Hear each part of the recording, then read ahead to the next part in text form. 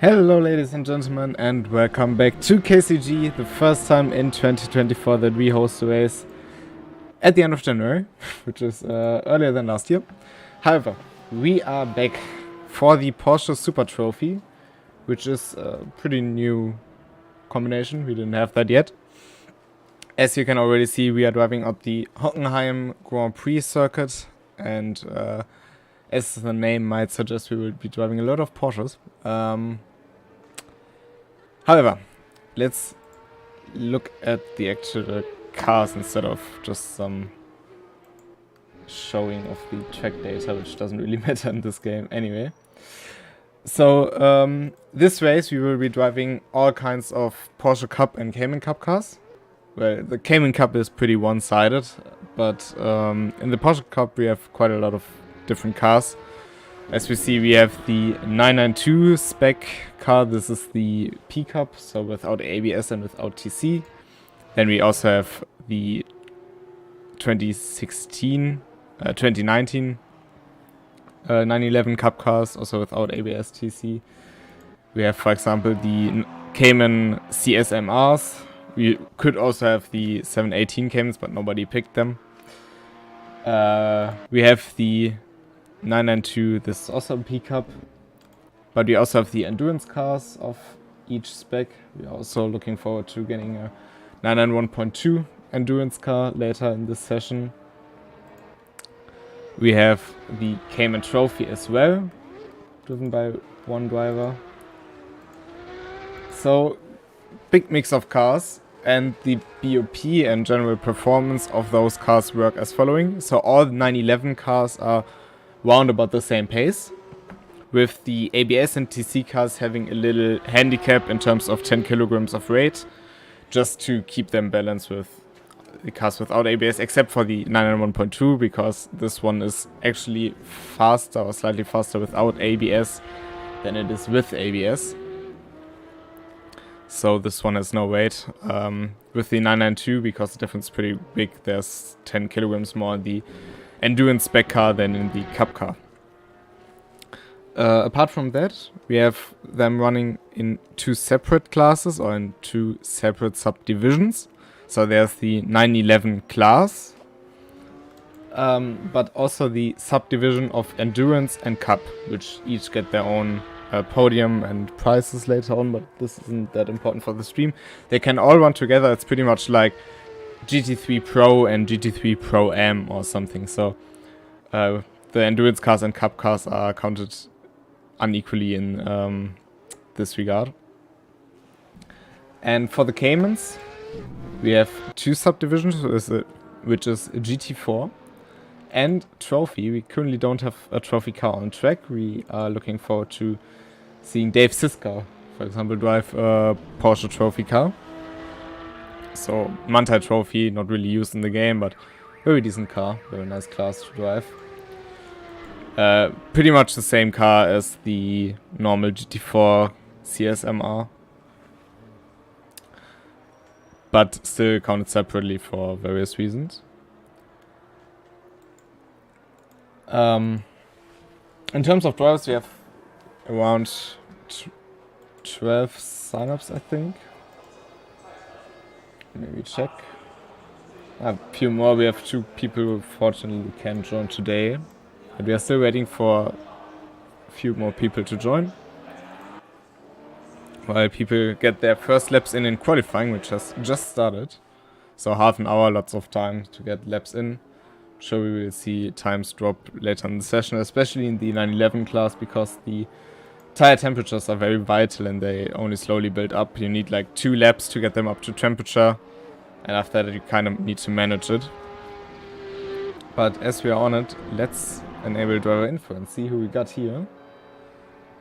So the driver we are currently watching in the number 5 P Cup car is Birger Meisman. I think well known. Most of the people who drive this time are well known. I think we don't have new people on the grid. So this is the first of the 992 Cup cars we have on the grid. As you can see, very a huge amount of weaving there just to get temperatures in the tires. It really does take that long of a time to get temperatures in. Other drivers in this class are Rockstar B, who is in the number 66 Porsche, I think. Yeah, it is. We have a very similar looking pickup car, driven by Gaspar Misch, who is approaching the hairpin right now. Also trying to get temperatures in the tires. So, yeah, I mean, they are distinguishable, but the most similar looking out of all cars we have, I think. And we are still waiting for one more 992 Cup car, but we also have a 991 Cup car, which is driven by Marcel Löcken. It's a 22 car. Very nice car to drive. Really like it, especially since the tire updates and all that stuff got very enjoyable. So great to see also a 992 on the grid.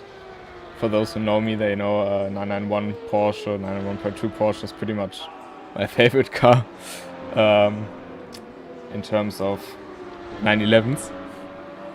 So very nice to see one here. And the last 911 Porsche currently out on track is here Krystall in the Endurance Spec car. He will be getting some opponents in his division later on, I hope. So there are a few more sign-ups in that division as well, but currently he's the only one. And that's it for the 911s right now. Let's move on to the Caymans, which we currently have 3 on the grid. Oh no, I forgot one. Sorry, my bad. We have one more Porsche Cup car, which is driven by Sebastiano Rossi. He was shown very low in the list, so I kind of overlooked it. He's also driving the 992 Cup car and looking forward to what he does. I think he just recently switched. He originally signed up with the Endurance, but now is in the non-ABS and TC group. Which is also kind of tricky because we announced the event before the big tire and FFP update. Well, it wasn't really a FFP update, only tweaks, but the tire update. And so a lot has changed. The BOP should still work fine from what I tested. But therefore a few people had to change cars because lots of characteristics changed. But now we can move on to the Caymans. Let's first start off with the most successful driver in KCG at this point, which is Marvin Mackenberg. He has lots of P1s, lots of P3s, but even more P2s. Let's think he's looking forward to make this one another P1 in his list. But I bet his brother also wants to do that, Sven Mackenberg. Same car. And I know both of them were very fast in that car. I raced them in GT4 back then quite a lot. Not sure how much they need to adapt to the new tires in those cars. I mean, they're both very talented and quick, so doubt there will be too much of a problem. But that will be interesting between the two of them. And currently the last one on the grid, or the last remaining driver we haven't talked about on the grid, is Luca D'Amico, the winner of the DPI class in Motegi 2 events ago.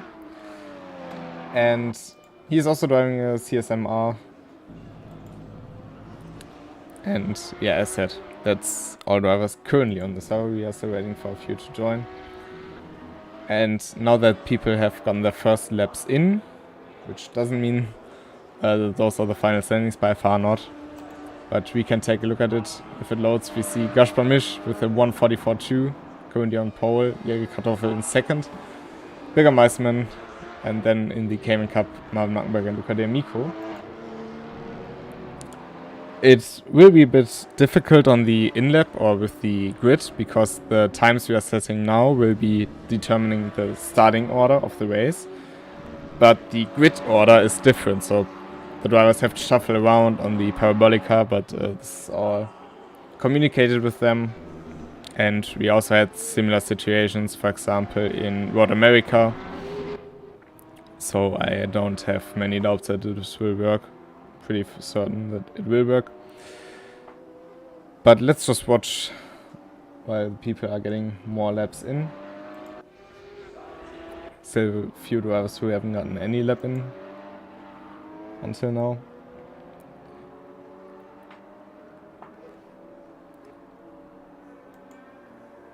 You know, I wanted to check one thing and I kind of forgot and now I don't know what it was.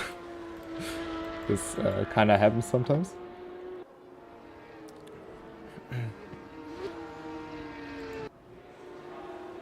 Voxaby also didn't get a lap time and I think he will be fighting for the leading positions. Meanwhile, Krystall closed down the gap to Gashpamish to 34 thousandths of a second.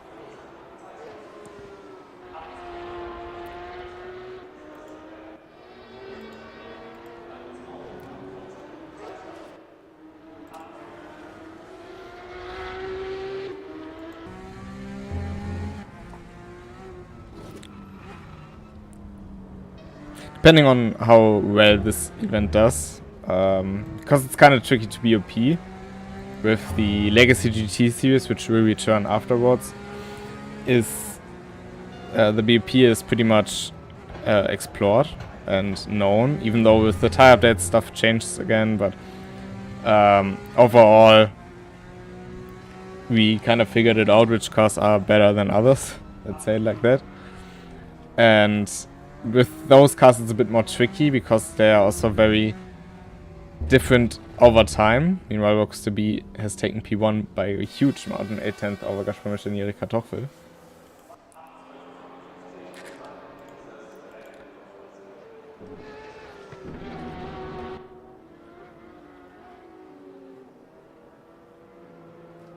But with the Porsche, okay, this looks a bit weird.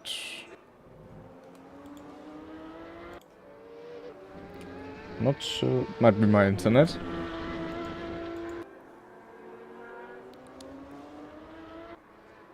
So there, in recent times there were a few server issues with Race Room. So let's hope this is not affected by this. So far it's looking fine. That might just have been my internet, because I have a few missed frames.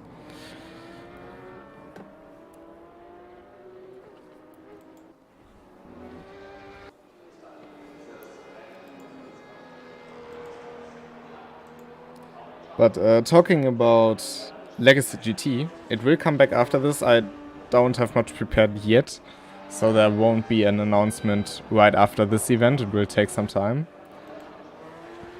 But it will come back, and we will be going to the last part of the world that we haven't explored yet that is available in Raceroom. Let's just say it like that.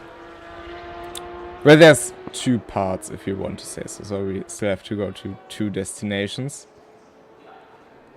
But it's a very popular track, I'd say, that will come up next. More I won't say though. But I think it will be fairly popular and something very enjoyable to drive as well. Just as I said, it might take some time. Maybe I can can prepare everything until we have the final results opened or finished, which is in around about a week after this event. But I can't promise anything on that regard.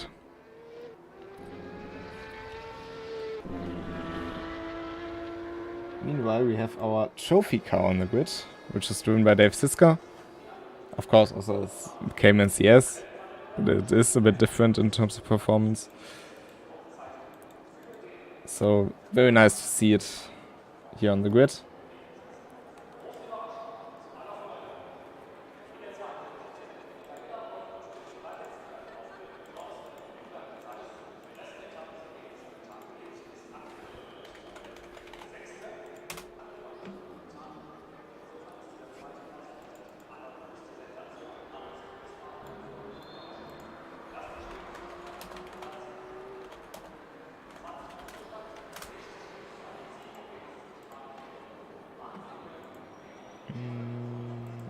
Looking for something right now. let's head back to Kartoffel for now. Maybe go on board a lap, so we have the fast right-hander here on the start, which is a bit trickier with track limits now that we have other track limits, but we obviously don't have incident points or anything. Meanwhile, Sebastiano Rossi put in P2, very nice effort by him. And then down to the Paragolica. So track limits are not a big problem for the drivers, I think, in this case, because we don't have them enabled except for qualifying. But of course, in qualifying, they do quite matter a lot. In the race, sure, we will keep an eye on it with track limits so nobody abuses it, but we want people to have a good possibility to race and use the space on track, as it used to be as well. So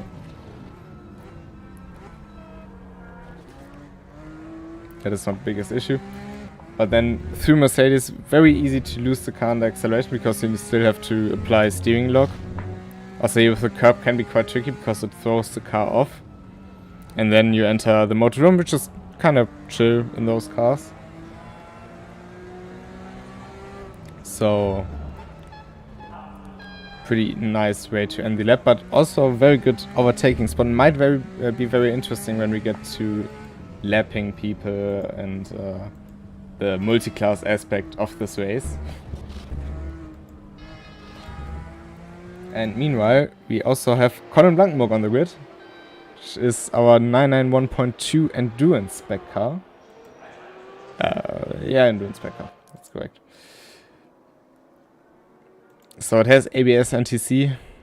It's our second car on the grid with the number 23. He shares that number, of course, with Gaspar Misch, even though I don't think the number is the reason he chose it, rather the livery.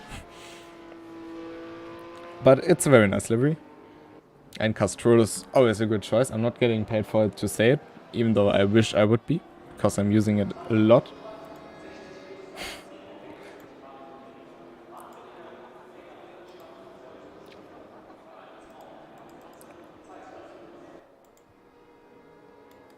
However, he is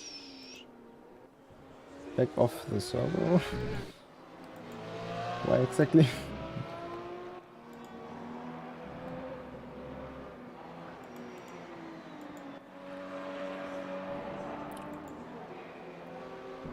Marcel Löcken still about to set his first lap time.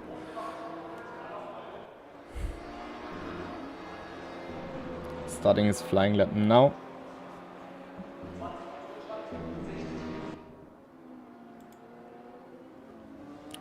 Seems like the multi-class UI is actually working very good for this. So you can see the green ones are the 911s, the red ones are the Caymans.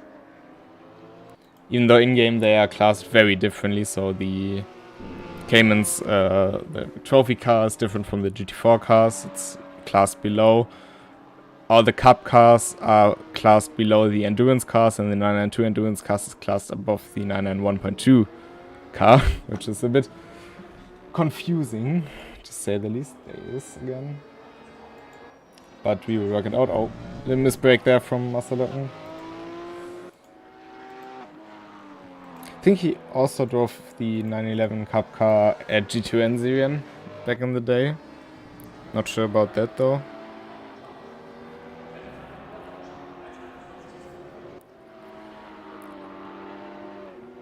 I mean, you can also see the positions up there with Kartoffel being classed number 1, even though he's between Misch and Meisman. It's a bit wonky, so I'll probably turn it off for now. And maybe use it in the race from time to time.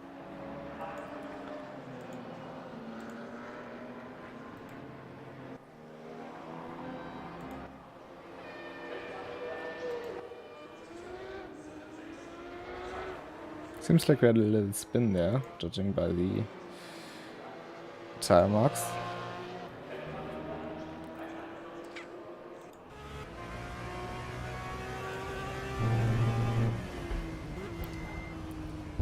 So overall the 992 cars and 991 cars have a quite substantial difference. It's that the 991 cars are much faster on the straight but lack downforce and general cornering grip. That's why the 992 cars have weight added to them. But actually the 991 cars aren't that much faster on the straight because of aerodynamic efficiency and a bit of power deficit. So they are not much faster, they can just defend, but could be their triumph in fighting. But once you come to a braking zone, it's a bit hard to defend. So it will be interesting how this will play out in the race.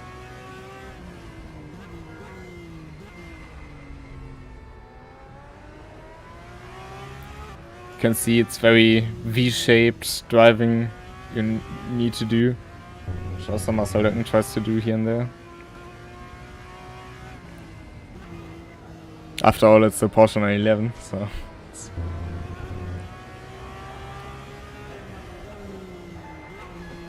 Now through the second of the hairpins.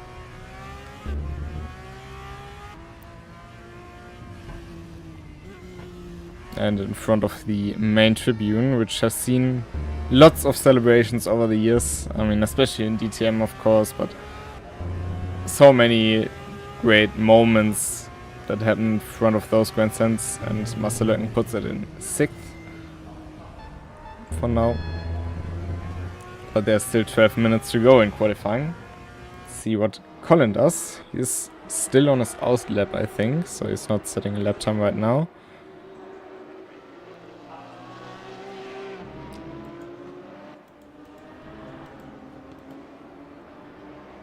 Meanwhile, up front, not much has changed in recent times. We're also still waiting for Luca D'Amico to set his first timed lap. This one seems to not be a timed lap. Yes, indeed.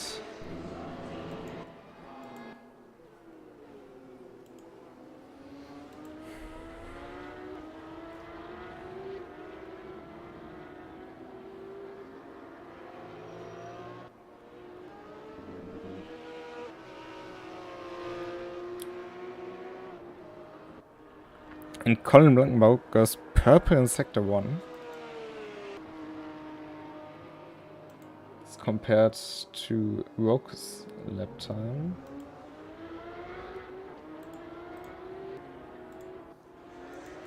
If I can do that, I unfortunately can't.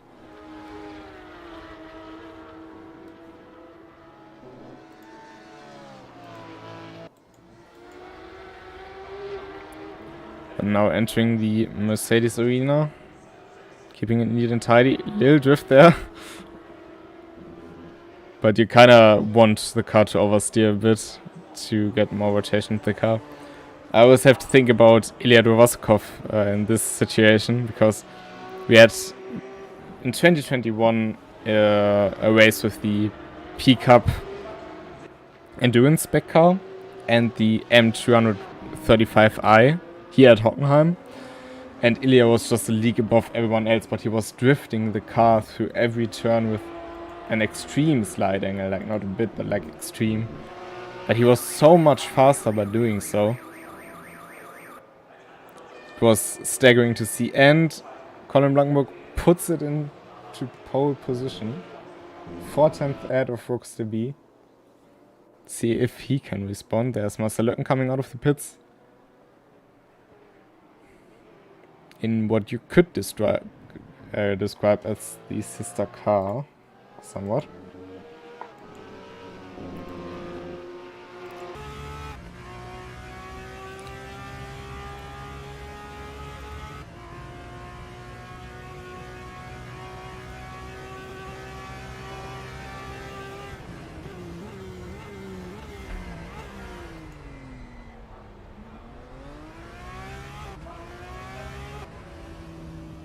He's aborting this lap. Let's see, Vox to be, what does he do? He's currently in the Motodrome. Is he on a timed lap? It doesn't seem like it, because otherwise there would be a timer.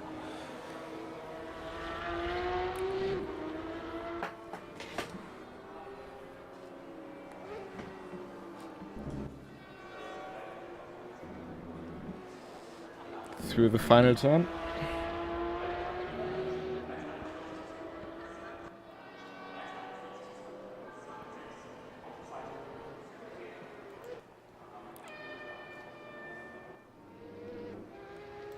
See how much the car is moving over the curves. It's really a very bumpy curve, actually. I think you feel it most in, for example, DTM cars. It's a bit wide there.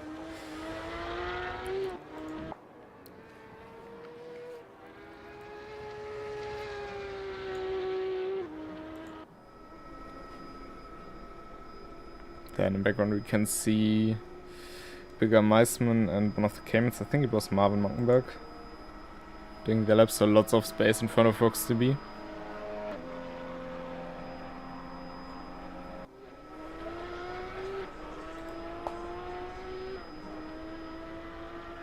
Still have 8 minutes to go in qualifying. That's good enough for, say, four laps in the 911 Cup car. Probably also the Cayman, so pace difference isn't that big.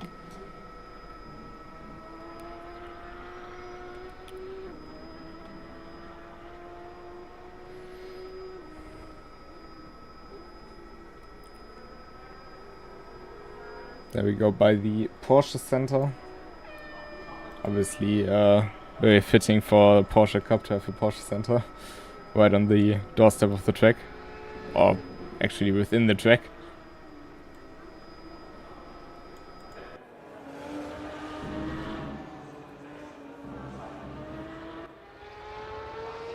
And we go across the start finish line, but I think it's invalid. Yeah, it was.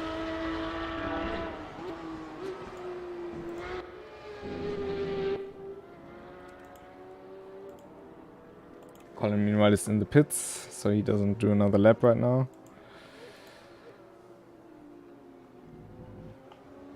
Meanwhile in the Cayman Trophy, Luca de Amica is taking pole in front of Marvin Mankenberg and Sven Mankenberg.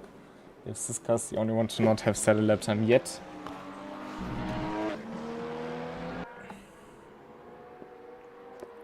And indeed it was Marvin Mankenberg in front of Bigger Meisman.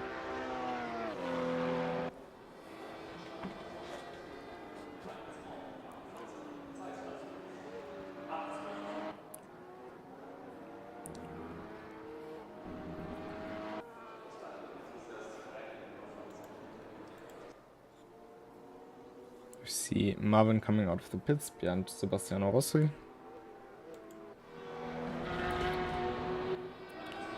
So he's also going for one last push. If you want to set another lap time in the P-Cup, it's, I think, pretty much the last chance right now to go out of the pits and get 1 or 2 laps in, because of the aforementioned 2 laps you need to get the tires up to temperature. Oh, and Bigger Meisman spun right in front of Marvin Mankenberg there. It's a bit inconvenient for the German, I think, because he just let him through, and then it's a bit frustrating. Of course, nothing Bigger does wrong there. It just happens. Oh, but Marvin also nearly loses it. Hit the curb very unfortunately on the inside to give the rear end of the car a little kick, let's say.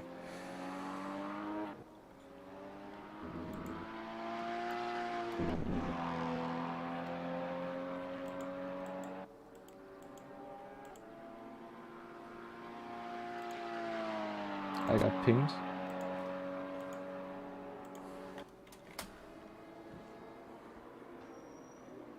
I get pinged by Uwe Rosen. He could be driving though.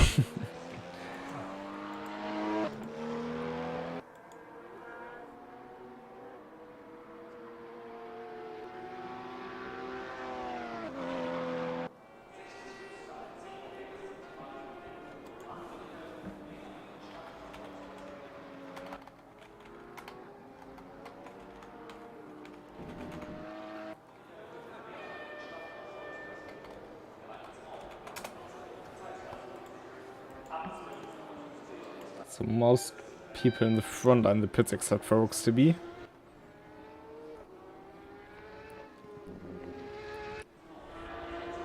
Seems to have had a mistake in the first sector past 10 seconds. I mean, it's invalid now anyway, but... Plus 10 seconds to square.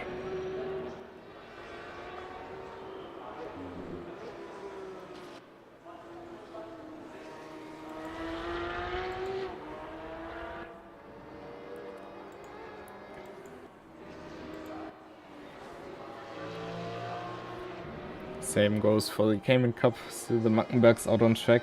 Akademico in the pits. Even though it's fairly close between Marvin and Luca. It's, let's say half a tenth. Bit more than half a tenth between the two of them. Gift Sven Mackenberg is a bit bigger, but doesn't have to mean much right now.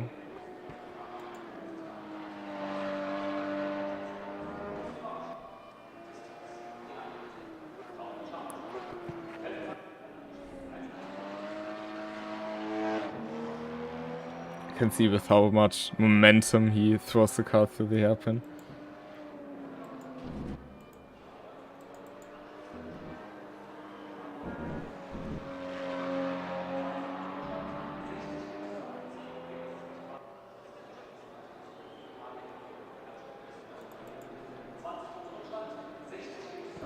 So let's see, he's got one more lap.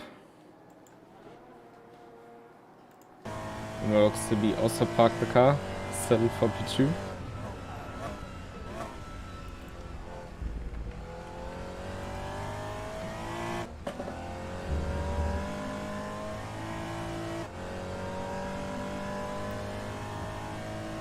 Oh, and we have actually one more sign up who made the race, which is Lawrence Sargmeister in the Cayman, which is very nice to see him. He is one of the guys I got to know in GT1 Serien back then. Very, very cool guy and very chill dude. He originally said he couldn't race, but seems like he actually did make it. Even though he kind of got in the way of Sebastian Rossi there. Bit unfortunate, but granted. However, very nice to see him here. Probably one of the cleanest drivers out there.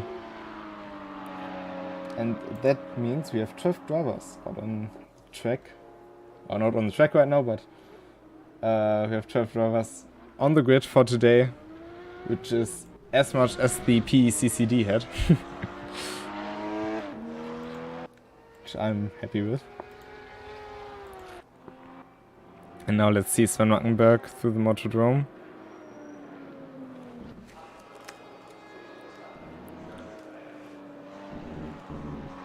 That time should still be valid.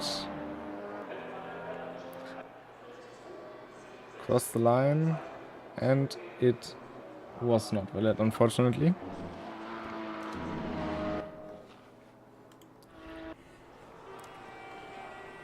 Qualifying position isn't all that matters here. I think keeping it clean across the race will be very important. Just quickly post a screenshot of the order. And we have Colin Blankenburg on pole in the 991.2. Then we have Rogues to be Sebastian Rossi. Then you have our 992 Cup car, Jiri Kartoffel, followed by Gaspar Misch, Bürger Malschmann, Marcel Löcken, and that's it for the 911 cars. And then we follow it up by the Cayman cars, Luca D'Amico leading that class, followed by Marvin Mackenberg and Sven Mackenberg. And then in 11th and 12th, Dave Siska and Lawrence Sargmeister both without a lap time. But it isn't too much of a problem. We now have warm-up for the drivers to calm down a bit before the race.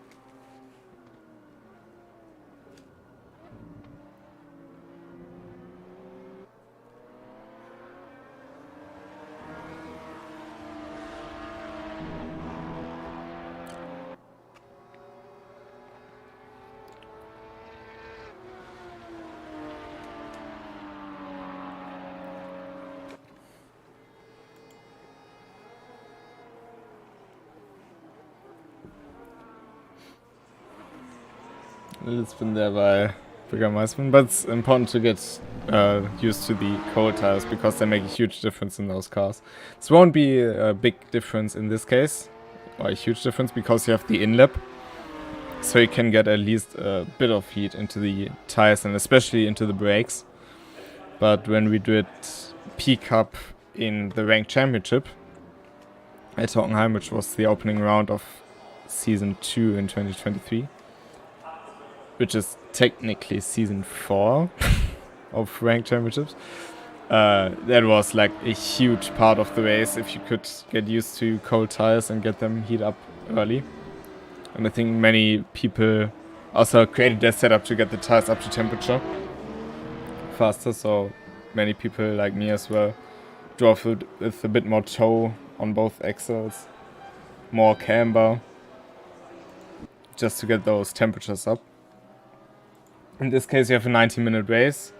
Meanwhile, Colin Blankenburg using the chance to show off a bit. Probably has the stream open on another monitor and just wants to show that he is the best driver around. However, if you can hold it smooth, oh sad, you can't. But that was smooth though. However, it's a 90-minute race, so it's a lot of time to keep the tires alive for. Also, with fuel being different across the cars, they have different fuel levels and different fuel usages, even though the usage is pretty similar. The 992 Cup cars have 12 liters more they can have on board the car, but they also use 0.25 or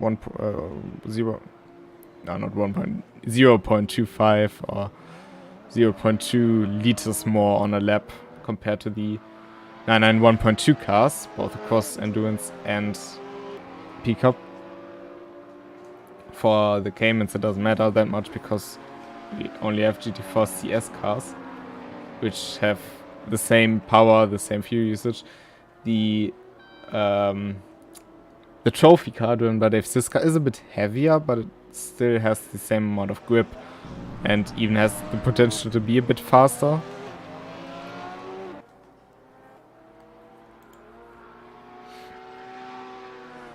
Meanwhile, there's 1 minute of warm-up left.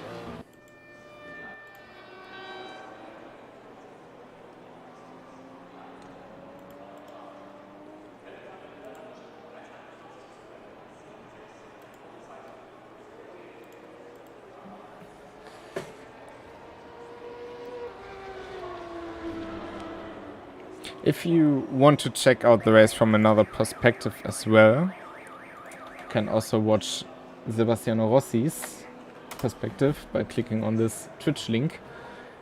It isn't a hot tub stream, I have to disappoint you in that regard, but still might be worth having both open. I mean, he's pretty much in the middle of the action right now on the grid.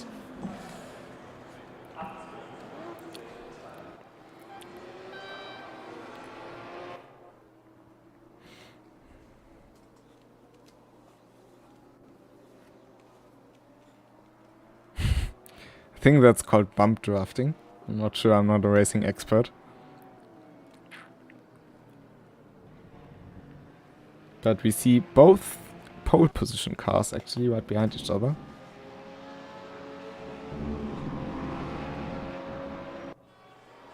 And there we go on the formation. Nice cinematic of the track as well.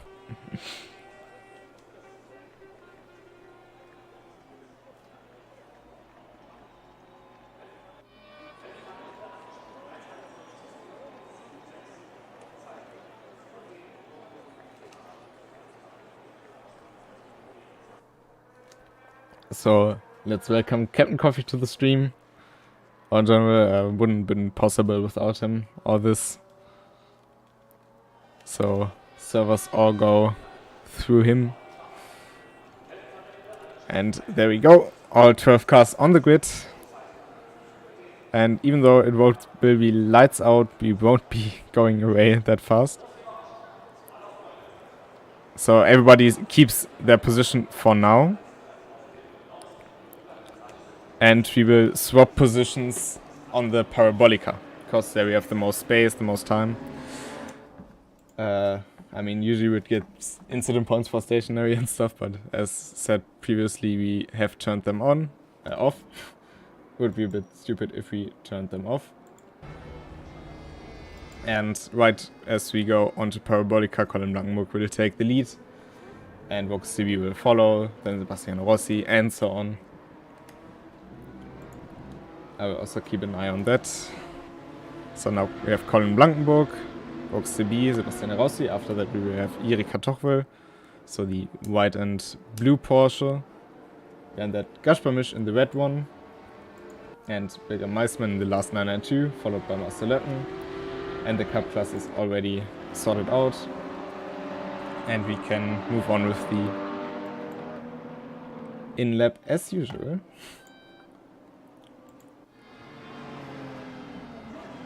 And that worked very well. Thank you, Kobe. Really appreciate that.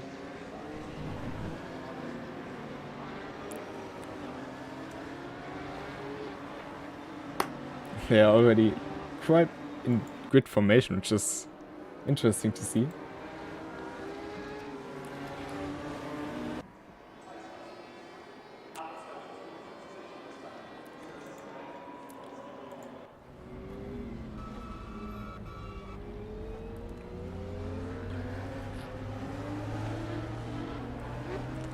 I'm very grateful that stuff like this just works on KCG with all the drivers being disengaged.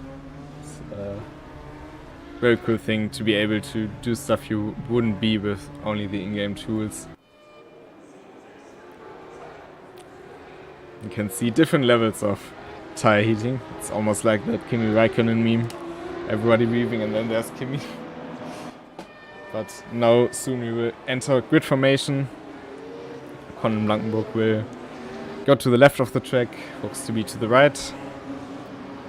And once we get onto start-finish straight and near the start-finish line, Colin Blankenburg will be able to choose when it's go time. As the Caymans all in grid formation there. And all eyes on Colin Blankenburg. They are still waiting, and now he pulls the trigger, and good getaway of course for him. And Bilger Meisman behind had a good getaway already alongside Erik Kartoffel, backs down though. Did lose a bit of a run, and now Gaspar is trying to get on the inside of him.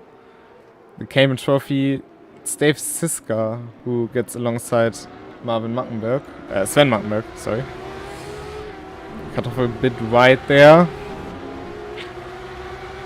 And Marcel Löcken now with a huge run on Bilger Meisman. Already past the Dutchman. Can he maybe even get close to Gaspar with the slipstream? He is getting alongside. 992 better on the braking though. Maybe can go on for a switchback. Not quite. Therefore the 992 just has too good of a traction. And it's Vox to be who lost the position to Sebastian Rossi. Meanwhile, Colin Blanc already with a bit of a gap here. Might have profited from the fighting behind them.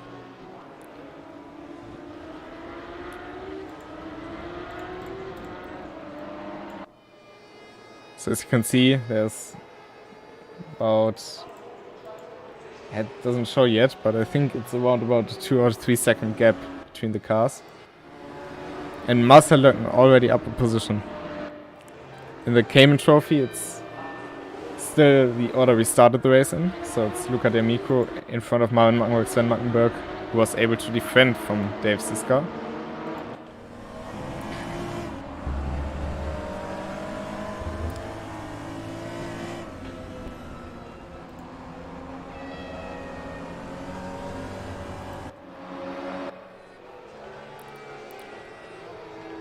And due to the amount of drivers, the grid has settled quite quickly here, which is not always the case in KCG. Rossi now has to defend from B. Those are both the P-Cup cars, so both without ABS and TC.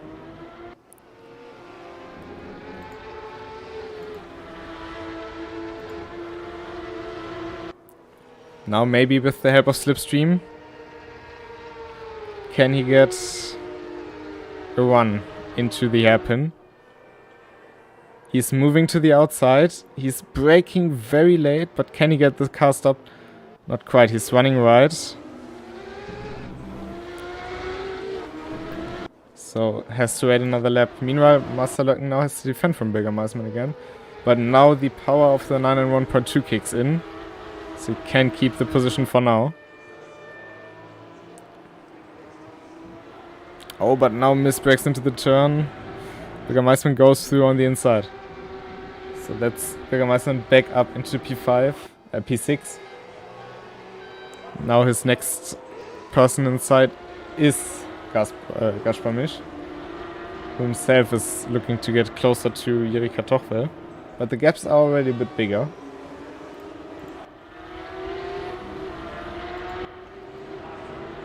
In the Cayman Trophy, Luca Di Micro isn't quite able to pull away from Marvin Mackenberg. So the gap is around about half a second throughout the whole lap. And Lauren Sagmeister is also closing in on Dave Siska.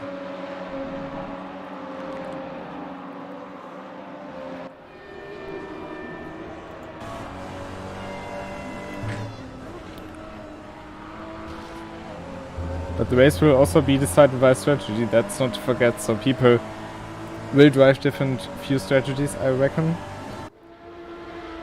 The Cayman Trophy, you might actually be able to go with only refueling, so no tire changes. Tires will also be a huge fact. And now again looks to be on the outside. Not quite close enough to this time. Might be able to go for a switchback though. He is going for the switchback. He has its front wheels alongside. Is it enough? No, he backs down. Just doesn't see the way through with this. You have to lift quite significantly in the right-hander, so sometimes the better option to just tuck in behind again.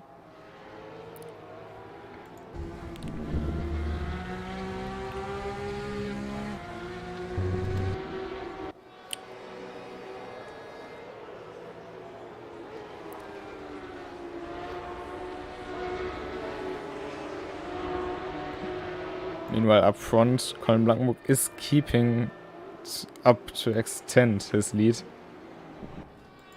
Oh, and Lauren Sagmeister now very close to Dave Siska. Has a look down the inside, doesn't go for it this time though. Oh, Dave Siska does a mistake though.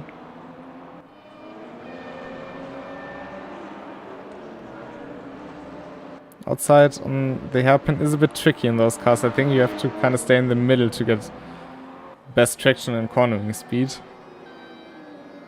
Oh, and up front, Sebastiano Rossi, mistake out of turn 1, maybe? Nevertheless, Roxy is very close, and the one who profits is right behind them, Jiří Kratochvíl. In the Endurance Spec cars is watching it, just hoping for his chance to shine. Now will Roxy be close enough this time? Sebastian Rossi again defending to the outside, to the inside of the hairpin. CB looking to the outside. Looks like a bit too much speed. Oh, and he overshoots, and Jiří Kratochvíl overshoots as well. And Gaspar Misch with this maneuver into P2. Maybe Roxy can come back from this and at least keep his position. Yes, he does, but Gaspar Misch now hot on his heels.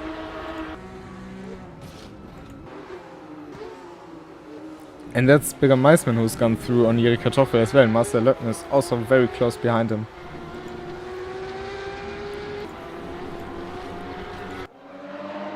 Oh, that's not the camera perspective I wanted.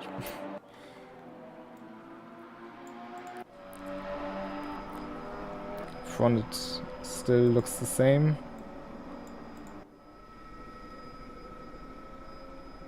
Can see a lot of slowdown penalties. That was the wrong button. I'm sorry. This one. If you want to join the action you're seeing on screen, you can scan this QR code. This will lead you directly through to our Discord, because we organize basically everything through Discord.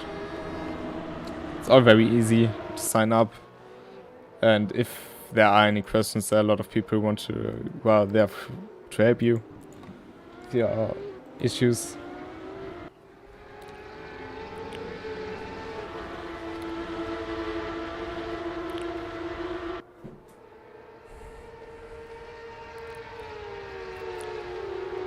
And RoxDB is a bit faster than Gashmish, so Gashmish wasn't quite able to capitalize on the situation he had there, but maybe he's just holding on to... Oh, and RoxDB again goes deep, and Gashmish seeing his chances.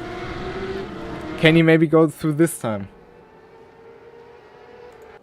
Not quite, so RoxDB again with the better drive out of the turn. Those are all P-Cup cars, so all 3 of them, or actually 4 with bigger Measurement behind, drive without ABS, without TC. And the fight between the 2 Caymans also still continues. Oh, Laun Sagmeister, a little bit of contact there.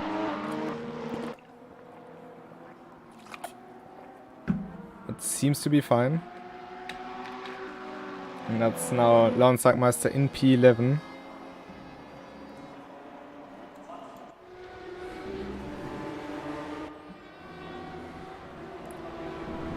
Is the multi-class UI work? Ah, not quite. It's a bit weird.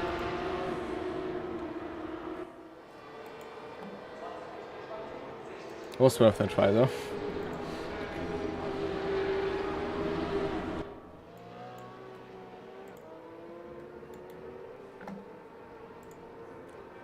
So again, same situation as last lap. Bit of a gap from Dashformish to RoxDB.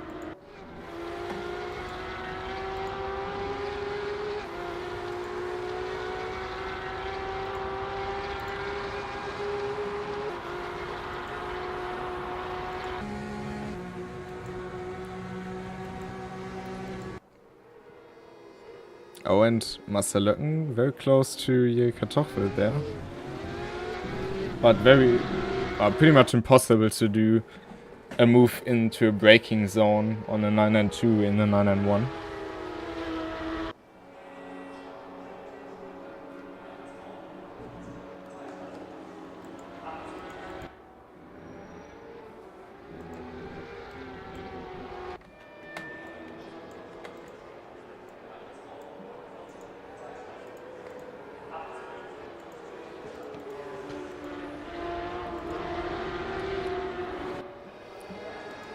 Still, it's very close together, the group from P2 to P7.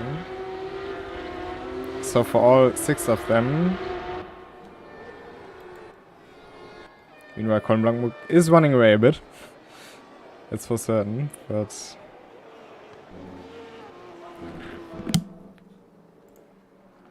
let's see.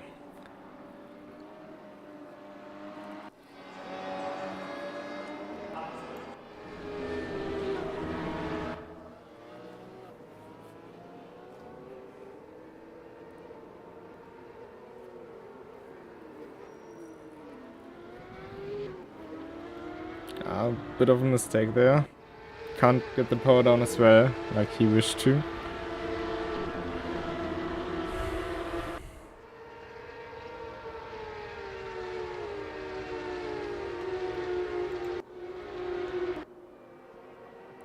So now the top 4 spreading out, or the P4, P2 to P5, what about that?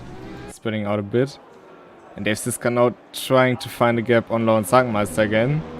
Guess these 2 will have quite a long-lasting fight between the 2 of them.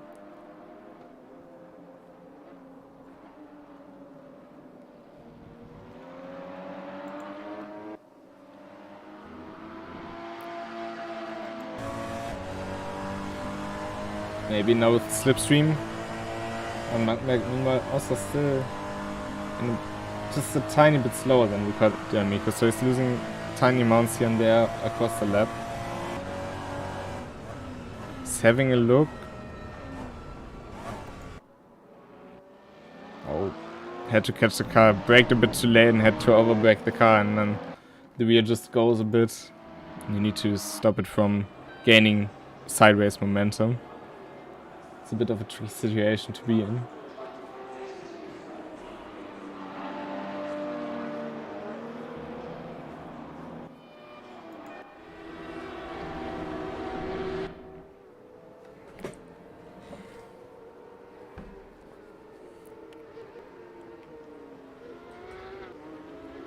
And now Jiri Kartoffel is right on the back of Bürgermeister, so it's shifting around all the time. We've seen just 2 laps ago that Marcel Löcken was right behind Jiri Kartoffel. Now Jiri Kartoffel is right behind Bürgermeister. And it will keep shifting like that, I can tell you that. Seems like Mark did a mistake in the last lap, though. He's now 1.2 seconds behind Luca D'Amico, so lost around 3/10 in the meantime.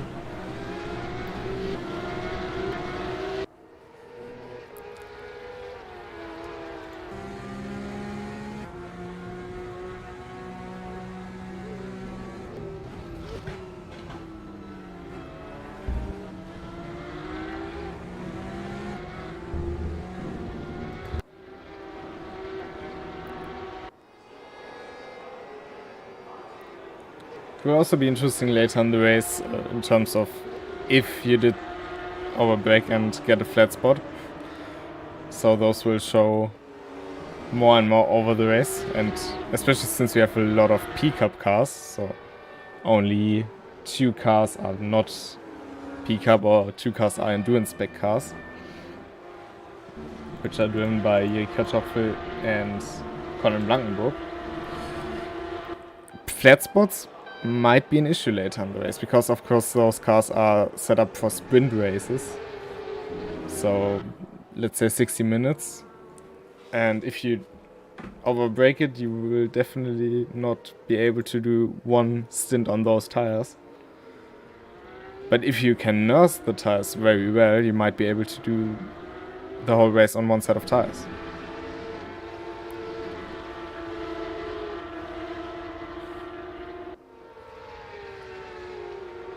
But you lay the foundations for your race at this stage of the race, because if you push too much now, yeah, you will have a hard time later. And then you might need to change tires, take those 32 seconds. Of course, both with risk reward. And Marcel Löcken kind of dropped off the train there. Not sure what happened, didn't see it.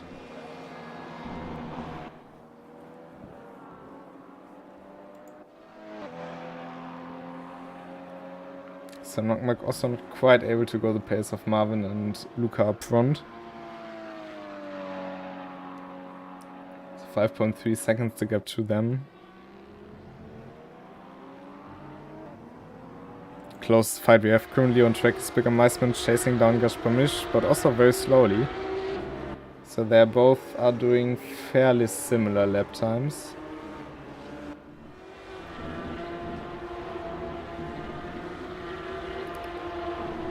Even though in the last lap Gaspar-Misch set his personal best lap. Oh, and Marcel Löcken, yellow flags.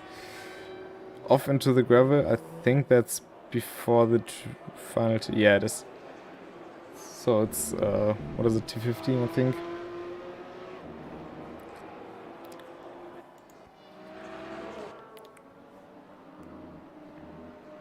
Let's see where Colin Blankenburg is. Now onto the hairpin, so it will be still quite a bit of time until he runs into the Caymans. Well, let's hope he doesn't run into the Caymans, but catches up to them.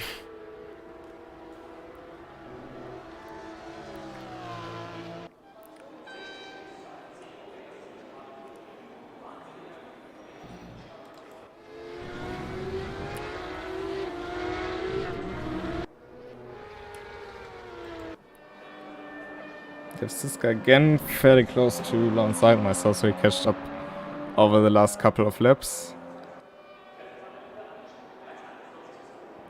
He's looking, but he won't be able to do move into turn 1.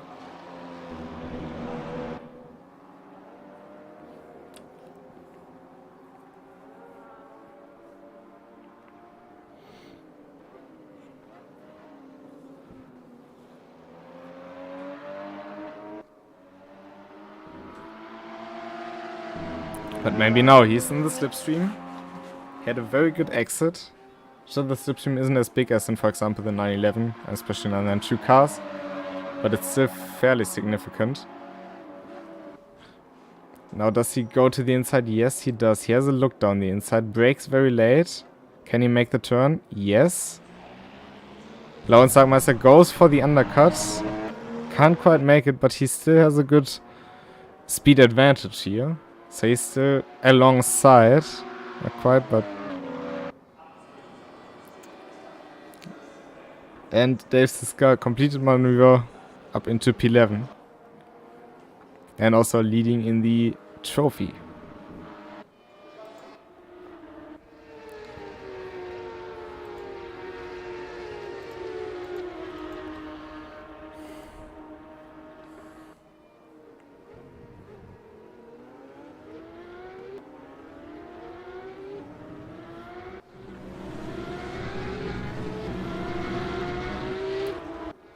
Meisman seems to have lost quite some time in the opening stage of this lap. His last lap was a 44.5, which was only a 10th lower than Gazpromish.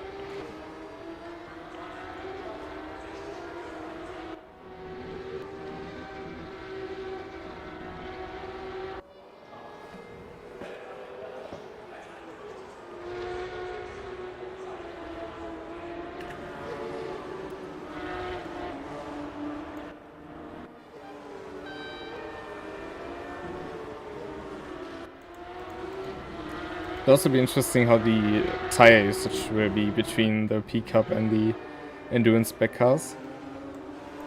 Of course, ABS helps with preventing lockups and all that, and TC helps you with not having too much wheel spin on exit. But depending on the driver, it can also lead you to push harder.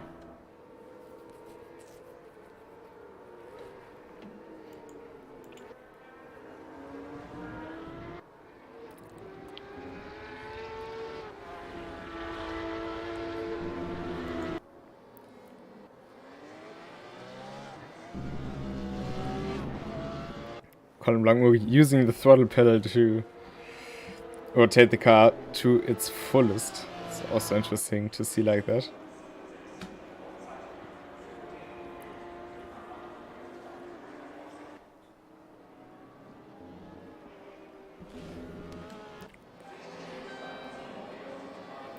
I mean, if we go on board with him, we'll be able to see how he straightens up the wheel out of every turn.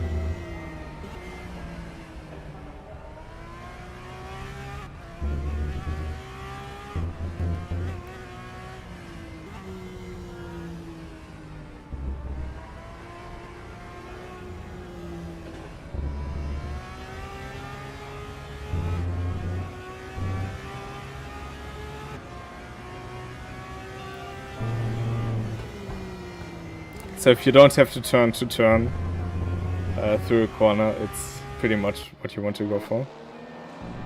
That looked interesting, I'm not sure what that was. Oh, Lauensagmeister now this time, trying to get back on Dave Siska. Pretty much the same situation as before, just the other way around. Lauensagmeister trying it around the outside, will probably go for the switchback here. Can't quite get the power down early enough.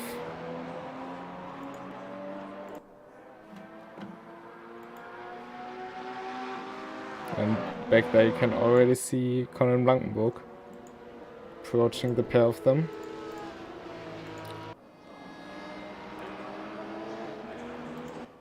Oh, but Lauensagmeister had a good Mercedes arena section.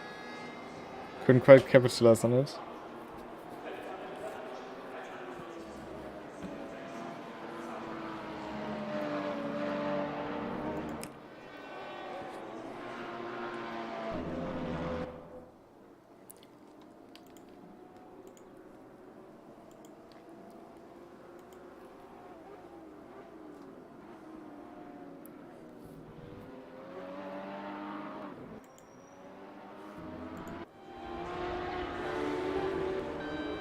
So the whole grid has been skewed out a bit for now. I think also everyone has pretty much settled into their rhythm, except for maybe Dave Siska and Lon Sackmeister. The amount of fights they have.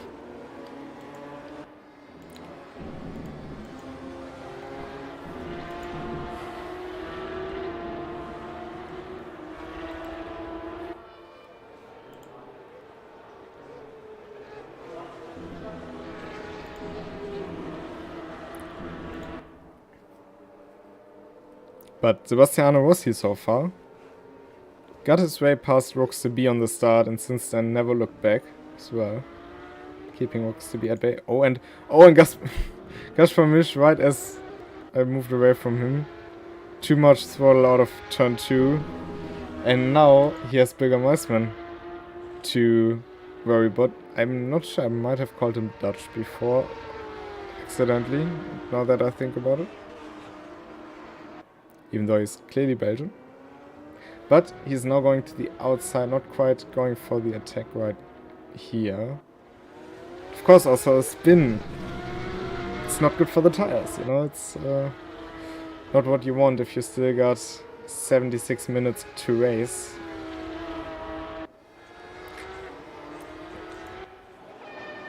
Meanwhile, Colin Blankenburg got past the pair of Dave Siska and Lone Sidemaster.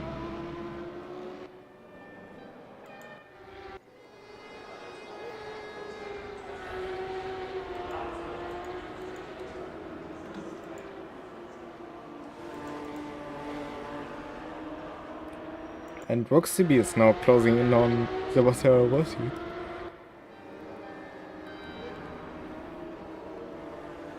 Slowly but surely. So maybe he did save his tires a bit at the start to now have better fighting capabilities.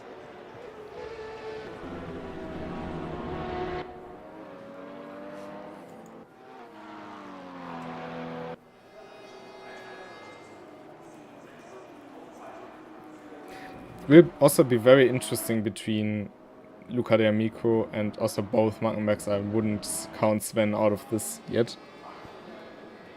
Because all three of them did very cool strategies in the past. I mean, Markenbachs did a lot of Bentley runs, I'd say. I mean, also in the GG Legacy last time around. We had Sven Markenbach in the Bentley making it through. But also Luca D'Amico in the DPI did a very good strategy call to get the win there. So it will be interesting what they will do for this time.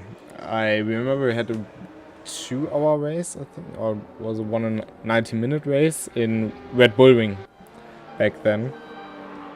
And I was racing with Marvin Mackenberg, Rox the B, Jasper van der Vaart, all kinds of cool people. And it was possible to do no tires, but nobody thought it was possible to do no fueling. Oh, and Rox the B nearly losing the rear there out of the hairpin. Coming back without losing all too much time, but that's a wake-up call right there. That's how fast it can go in those cars.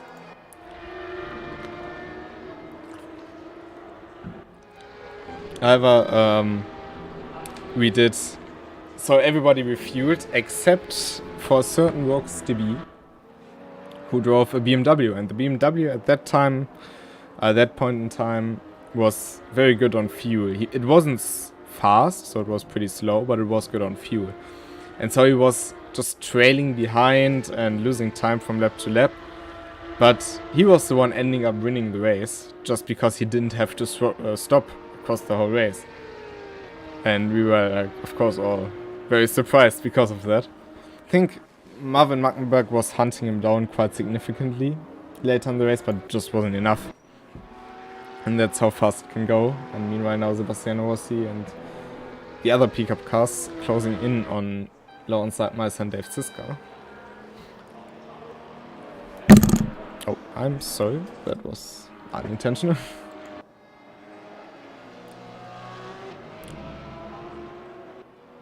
Colin Blankenburg slowly creeping in on Sven Mackenberg.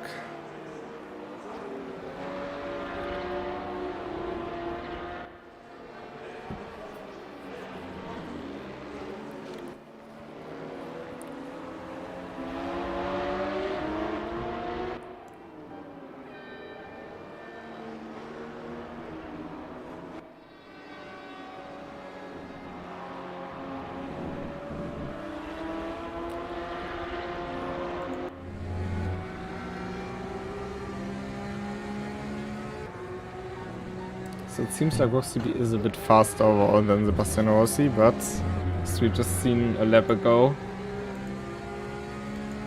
also have to keep it together in the end.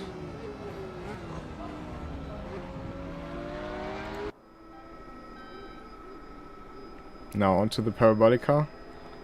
We also get some help from slipstreaming behind the Cayman.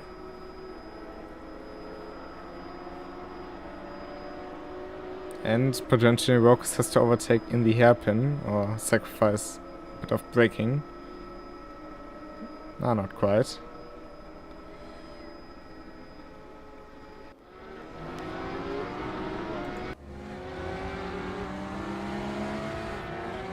So it might have actually helped him because he got the slipstream out of the hairpin.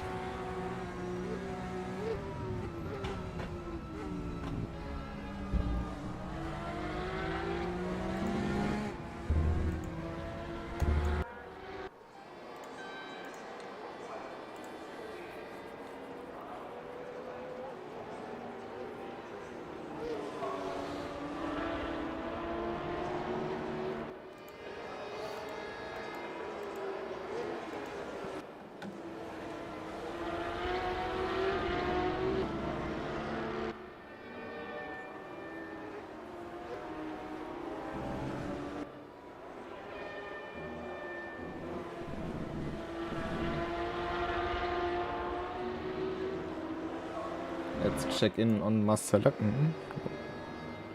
He's currently doing 144.8. That's pretty good. Bürger Meismann, Gaspar Misch both in the 44.7. Oxby 44.3.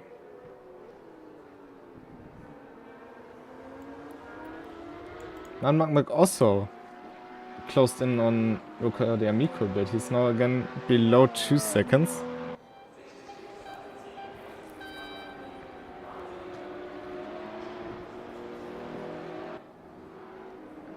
So let's see.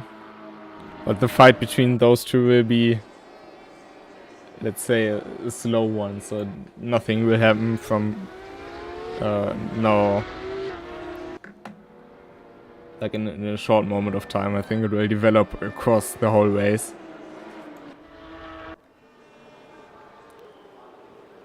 That's my prediction. Might be wrong though.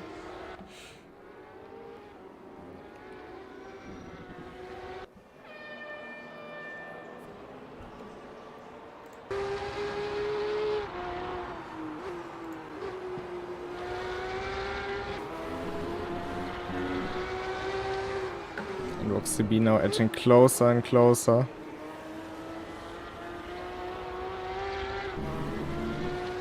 Little drift there from Sebastiano Rossi.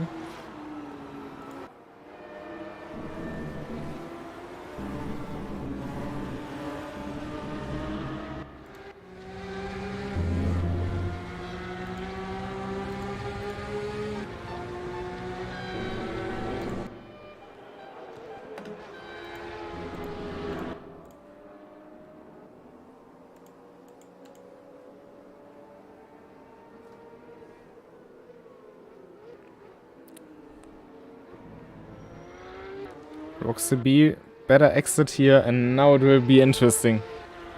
He is in slipstreaming range, in very close slipstreaming range. We've seen that at the start of the race. So probably if Rox can get close enough to the boss, I don't know, he will defend to the inside. He can't quite this time though. Meanwhile in the back we see Colin Blankenburg lapping Marvin Markenberg and soon also Luca de Amico. Wasn't the ideal place for Marvin, probably.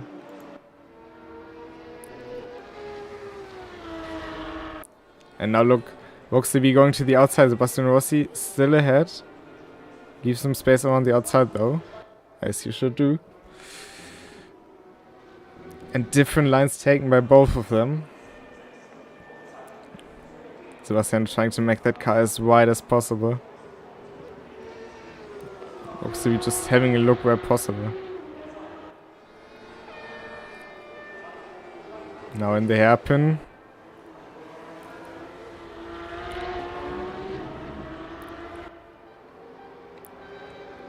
You can see how much more aggressive Rokus takes those curbs as well. You can do that, but it always has a risk as per usual. But if you fly up in the air and land while having the wheels just turned a bit, it can just go on you, and that's about it. But both of them are highly skilled drivers. But now Voxley already alongside into the braking zone of turn 2. That means he now will be able to have a better run onto the power, but he applies too much power and just loses the rear end. That was his chance. He hasn't lost the car completely, that's a good thing for him. And he's still in good range of Sebastian Rossi to retry next lap. But that was unfortunate for him. Meanwhile, Colin Blankenburg made his way through Luca D'Amico as well. Gap is now relatively the same as it was before. And Voxley lost huge ground again on Sebastian Rossi, 1.6 seconds now in the hairpin.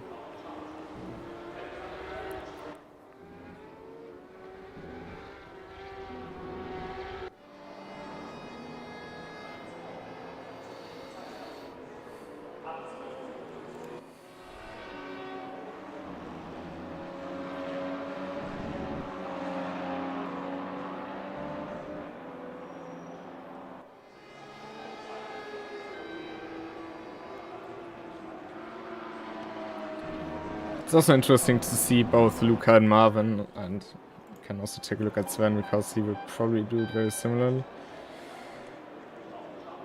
Not quite, but also braking into turn 1 that they already rotate the car before or in the braking zone on the curb.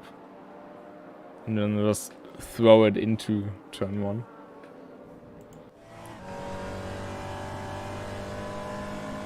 You can also see top speeds. The Caymans should be around nearly 230. Porsche 911s can reach about 250 to 260. Voxley in this lap 251.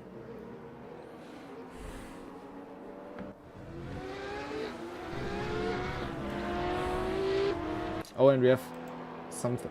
Gaspar Misch lost control in the hairpin. Didn't lose position, only time. Gaspar Misch now under threat from Bürger Meischmann potentially, but still 7/10 the gap, same as between Sebastian Rossi and Voxley.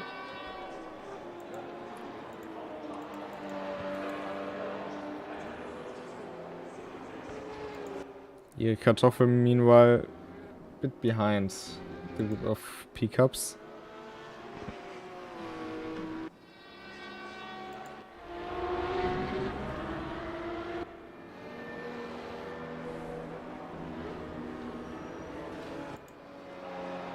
And now Voxley again right behind Sebastian Rossi. So I guess if he can keep it together this time in turns 2 and 3, we'll see another attack.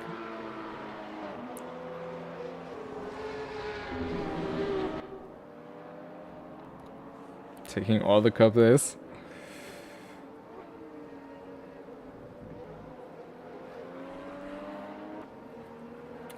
Misbraked a bit though, so it's pretty much the opposite way as the last time. So Sebastian Rossi had the better exit and therefore better speeds through Parabotica.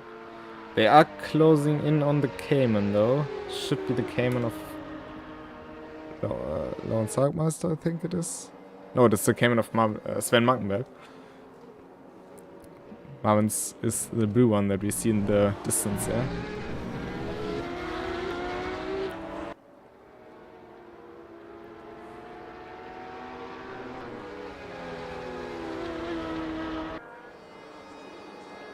But Sebastian Rossi was able to get the better of the two of them in the second sector.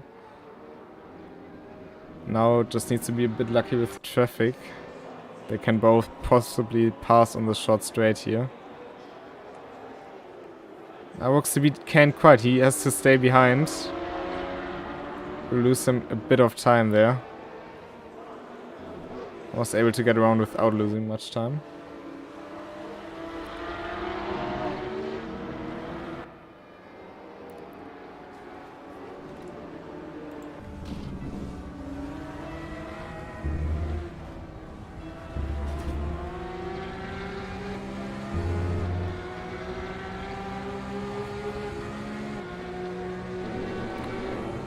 We have this time 5/10, a bit more than last lap.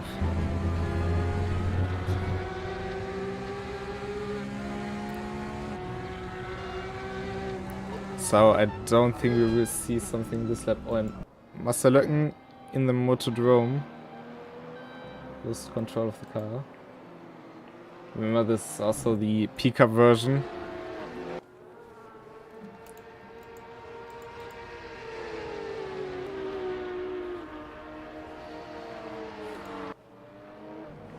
And yes, Roxy not able to launch an attack this time. Oh, brakes very late again.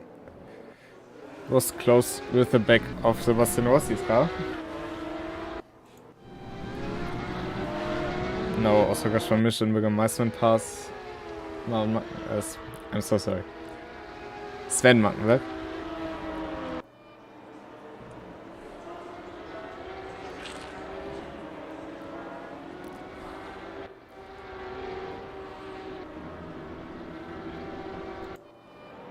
But it seems like Bürgermeistermann has to hope for Gaspar Misch to do a mistake. He just isn't quite on the pace to keep it up with him.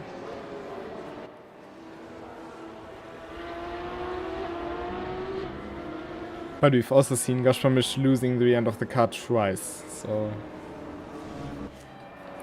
consistency is still very vital. As we see with Colin Blankenburg here.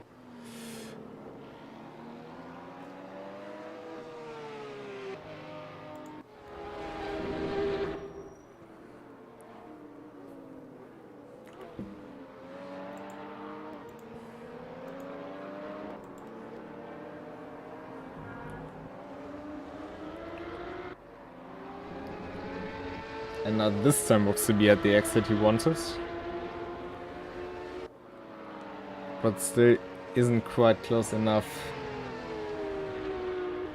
to do something, but just takes a bit. I mean, now we also have traffic in terms of Luca D'Amico and Marvin Mattenberg. Should also be interesting for the two of them, because they are 1.9 seconds apart.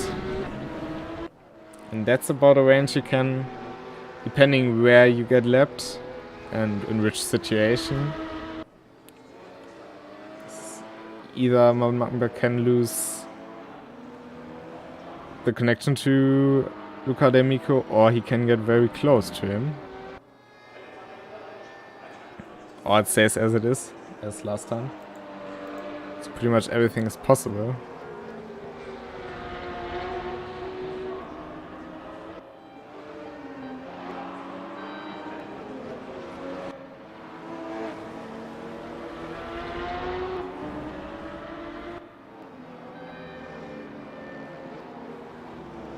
But look how close Rokas CV is behind Sebastiano Rossi.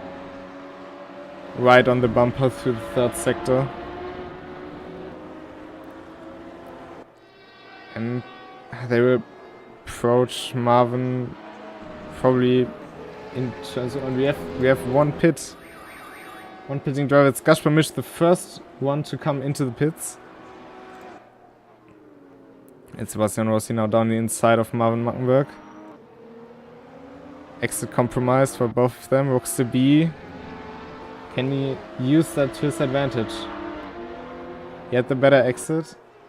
lost Mount quite a lot of time.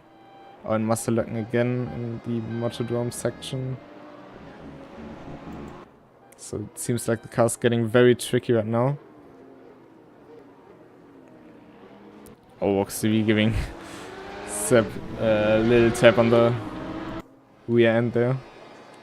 Gashfamish changing both tires. We're not quite at the halfway mark, but close enough. Now both getting past Luca D'Amico. But overall it seems like it played out to Marvin Markenberg's advantage because Luca D'Amico compromised his run into Mercedes and therefore the whole Mercedes section.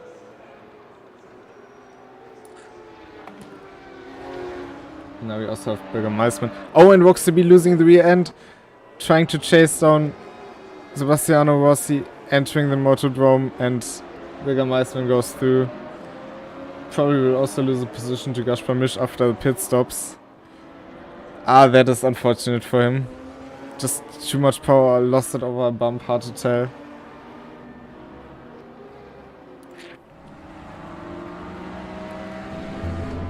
It will be a huge relief for Sebastiano Rossi, because that was his biggest threat, of course.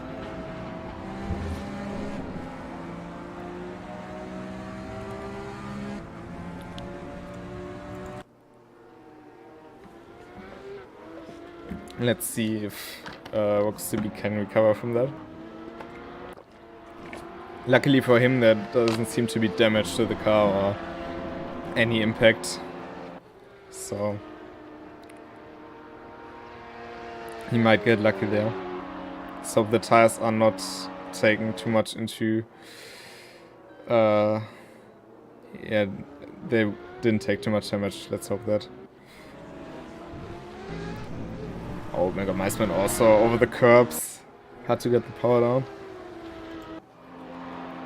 Now let's keep an eye on Gaspar Misch's lap time. So currently, last lap, Berger Meisman is the only one with a valid lap time with a 44.7. See if Gaspar Misch can set a valid lap time here and shows what he can do on this fresh rubber. Maybe a bigger undercut, because he wasn't that far away from Sebastian Rossi either. And depending on which strategy he goes for and what the pace at the moment is, might be very interesting.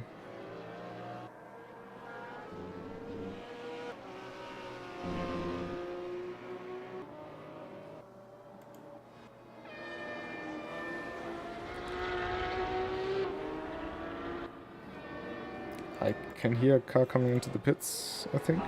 I didn't.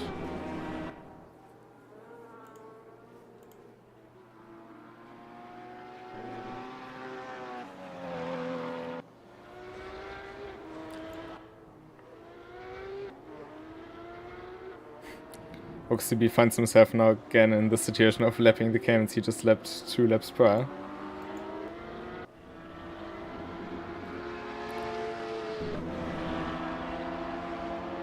And Erik Kartoffel actually is in the pits, so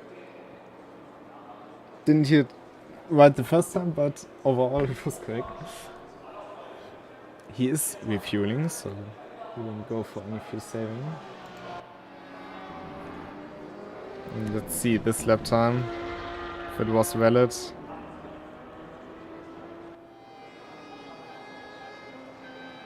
.45.1, which yeah, there was a lapping in between.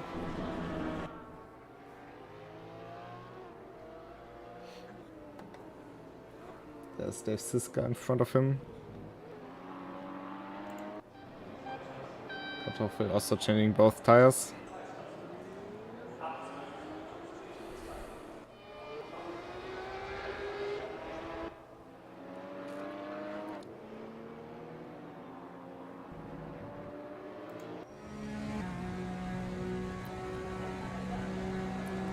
Oh, and we have Roxby in the gravel in the hairpin. I think that was it with his tires. Yeah, at halfway mark in about 2.5 minutes. But yeah, that's the tricky part about those cars. They are not really... You don't really drive them for such a long amount of time in a race usually. Schwamisch now passing Del Cisco.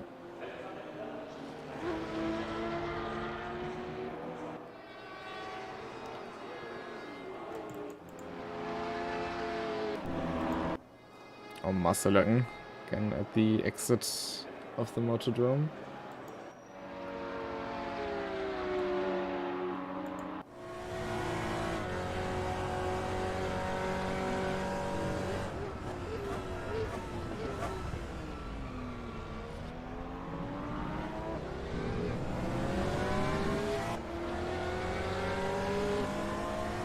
So the gap right now between Luca D'Amico and Martin Markenberg about 2.2 seconds, so overall both neither did gain or lose much in the grand scheme of things.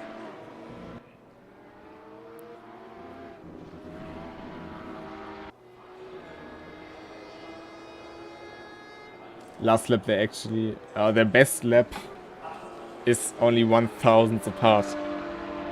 Luca D'Amico's not last lap, I'm sorry, best lap is a 1:48.641. Marvin Markenberg's best lap is a 1:48.640. Now that is...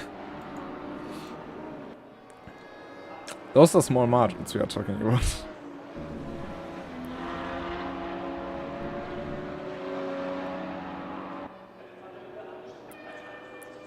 Rock's now passing Academico, I think, for the third time. Roundabout.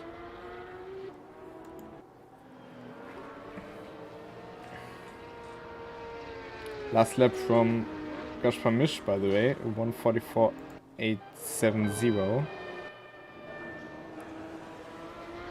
Bigger Meisman is doing 1:44.4. Of course, Gaspar had the lapping in between.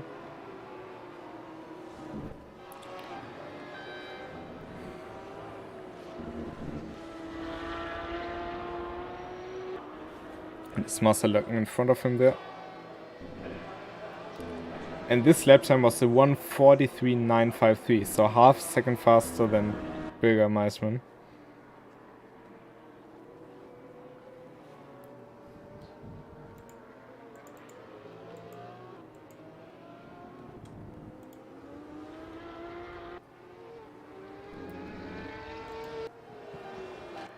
And we crossed the halfway mark of the race. So I'm wondering if you see people putting into the pits right now, or if they will try to stay out for as long as possible to have the best possible tires in the end.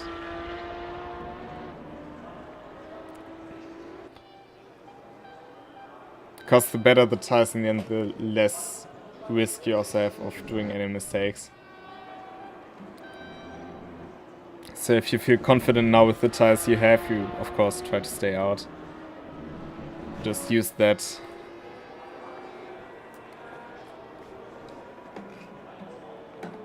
Of course, there's also no mandatory pit stop. So if you don't have to pit, you don't need to. It's all up to you.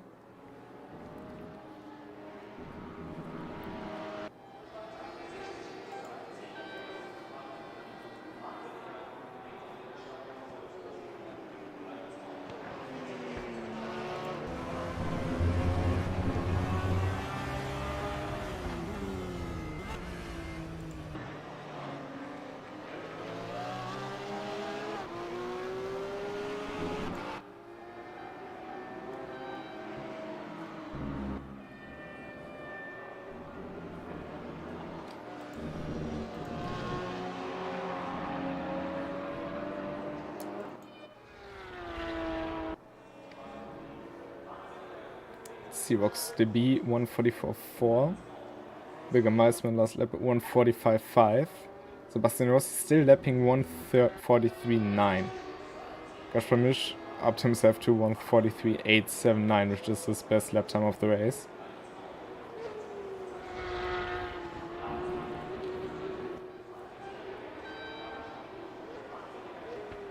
So he's closing in on Bigger Meisman quite significantly. Just a question if Bigger Meisman also changes both tires. And Masselöcken, that looked odd. I think he lost the car on the inner curb of the fast right-hander and then just completely hold brakes to not spin, and that's why he kind of moved sideways. Which is a valid strategy if you don't have ABS to keep the car from spinning. I mean, as you can see, it worked quite well for him. It just means that you have 4 pretty much flatted spotted tires. Wouldn't be surprised to see him pull into the pits soon as well.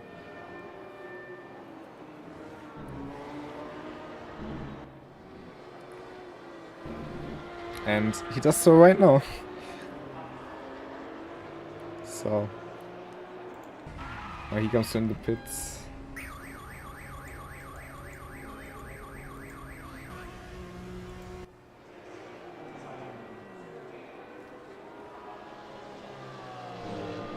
Does he refuel? Yes, he does. Yuri Katov will also be back in 6th.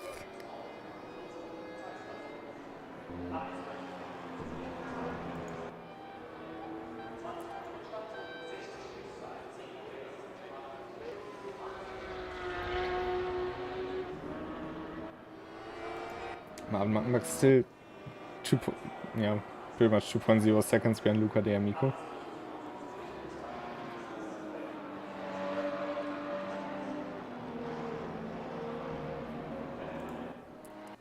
I'm not sure if they will pit, to be honest.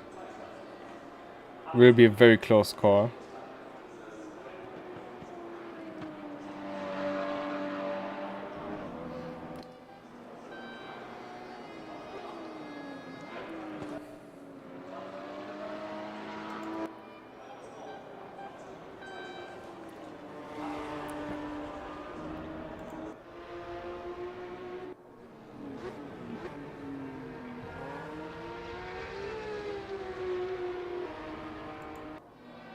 Oh, Sebastian Rossi going a bit wide there in the hairpin.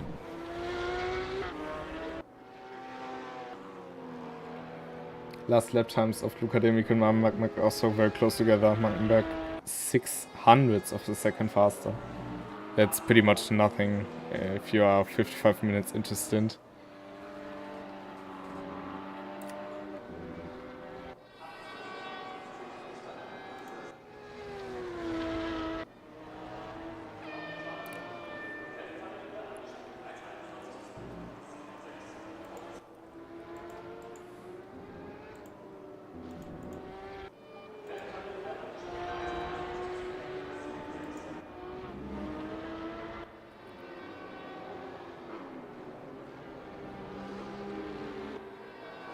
And there we see Laun Sargmeister pulled into the pits.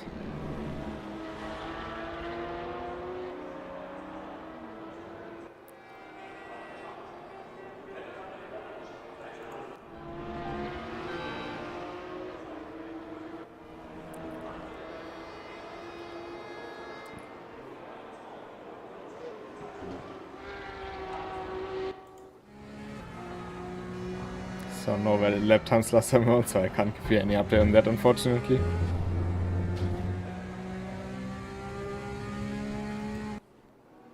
But as it seems, Gazpromish is closing in on the cars in front overall.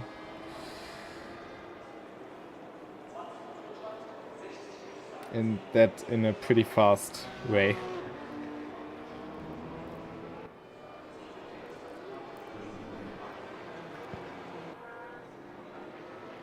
But of course, let's not forget the others will have much quicker tires in the end of the race.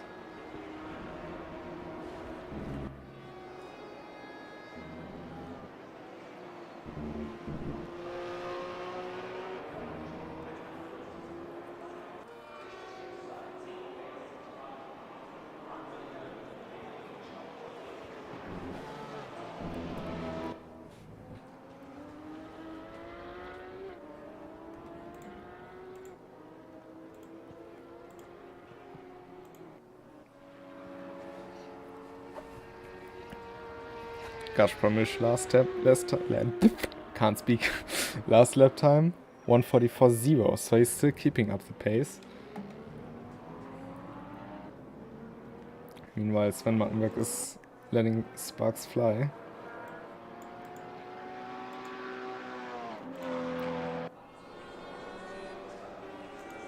And Marvin Mattenberg, oh, courtesy of Lawrence Sargmeister. I mean, he was trying to give way to Luca D'Amico, but it was a bit weird. But that now means that Marvin Mattenberg is very close to Luca D'Amico. Looked a bit weird because Lawrence Sargmeister was trying to let them pass, as it seemed, on the outside, and Luca D'Amico probably didn't anticipate that. Was a bit weird.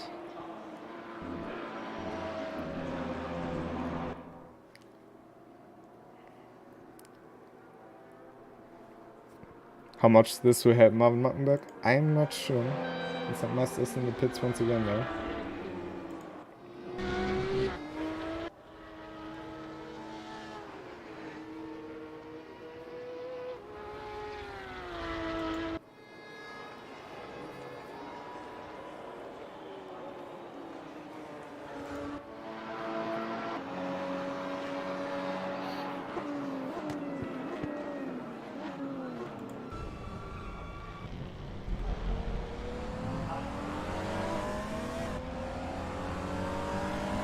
Marvin Mattenberg now is in the slipstream range.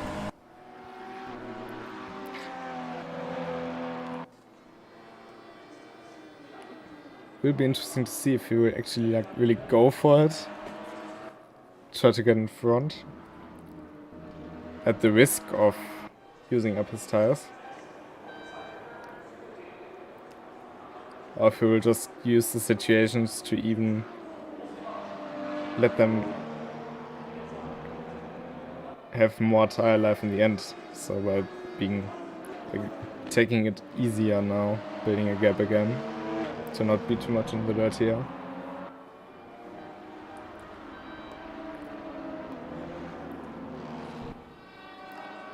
Because I still wasn't able to figure out what they were going for here. Because right now I think both will not pit in this race.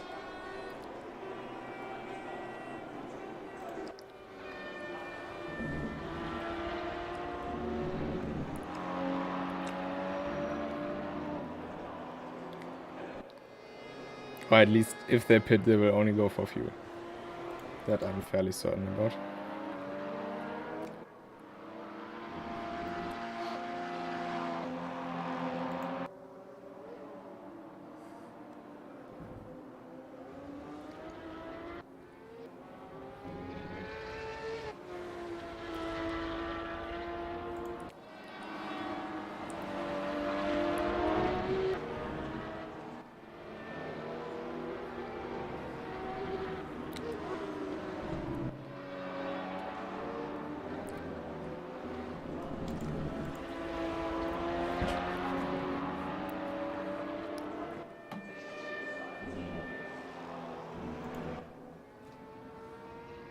This seems to have lost quite some time this lap. But Turok Sibi is back up to 39 seconds. It was like 37 a lap before. Bit hard to tell where that came from.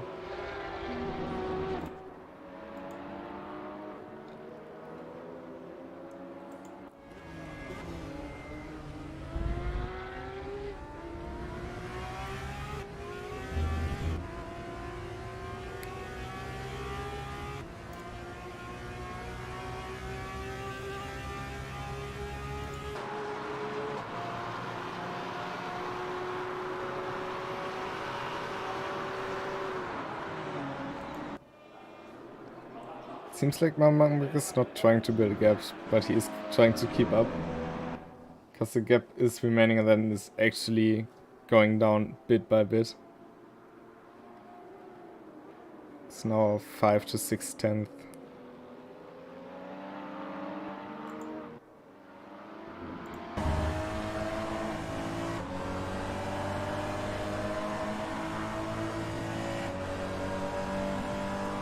see now in the slipstream. Akademiko 235, 240, 242 I think I've seen on Marvin's Motec.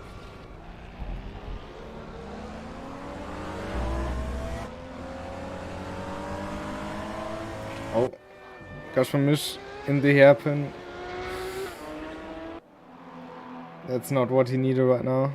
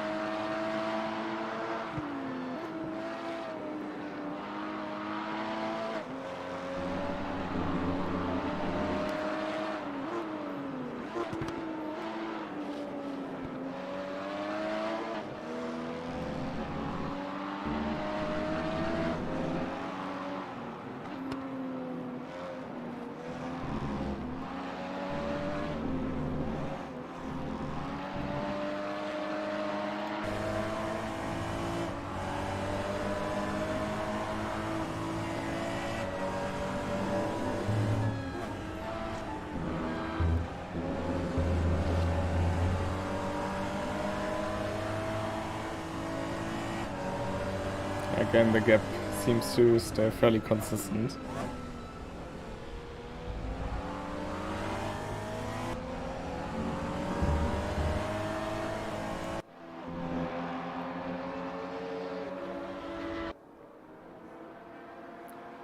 We are getting closer and closer to 30 minutes to go as well.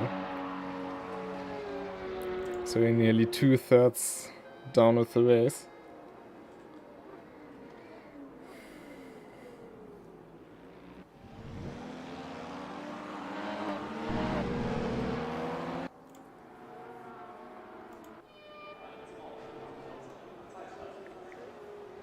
Also Bastian also clipped the grass there a bit, was able to keep it under control, but still was also probably a wake-up call for him. I mean, they're all probably driving a bit of a lonely race right now. Except for Luca and Marvin possibly, but there's still Gaspar on fresher tires and good pace. Marvin gets out of the way.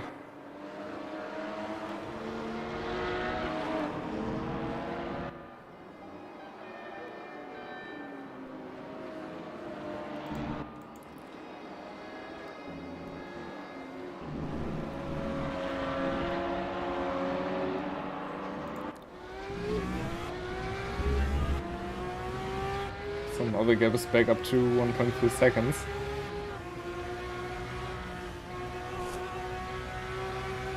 But of course, if you're trailing close behind the car, can't get closer, then you're just wasting your tire life because you understeer more in the dirty air. Even in the GT4.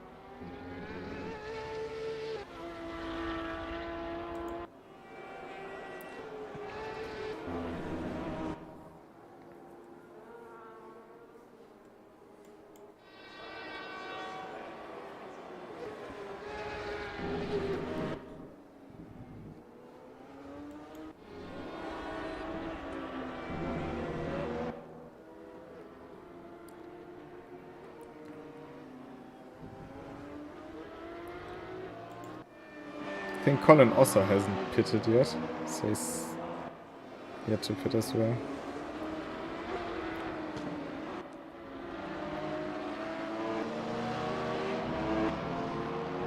And he's about to lap Gosh Promish as well, so it means he has Kartoffel and Marcelican already a lap down. Well, already it's more than an hour into the race and he's just on another level.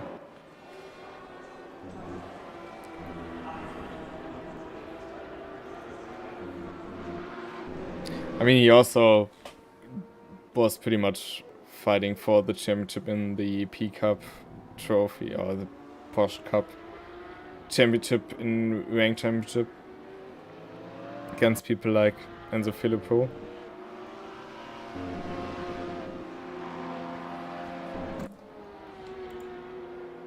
Actually, when I won it, I haven't looked, to be honest.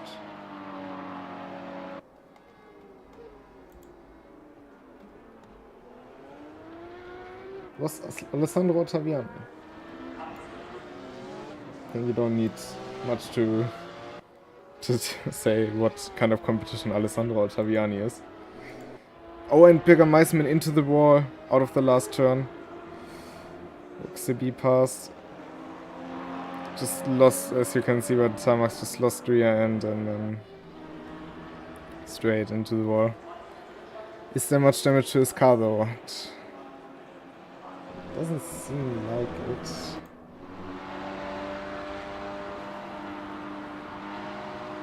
Seems to be manageable.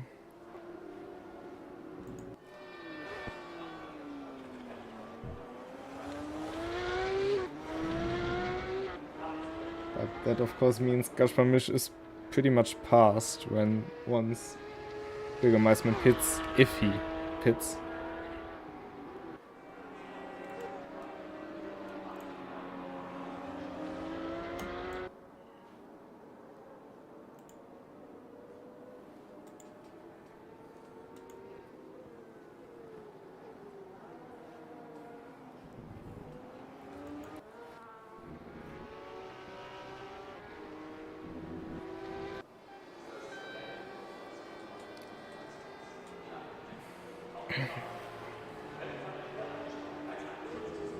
Get between Luca De Amico and Martinberg 1.7 seconds now.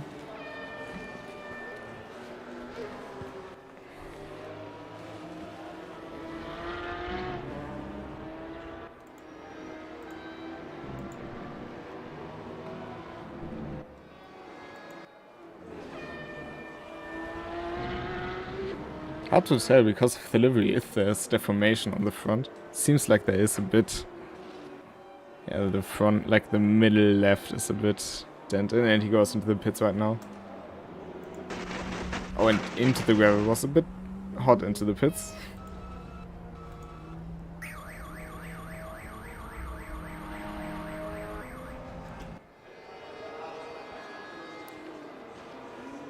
Oh, and Gazprom is drifting into the hairpin. Is he taking on fuel? Doesn't seem like it. Hard to tell. Because I think that was aero damage repair. Changing both tires though. And Gazprom is just through.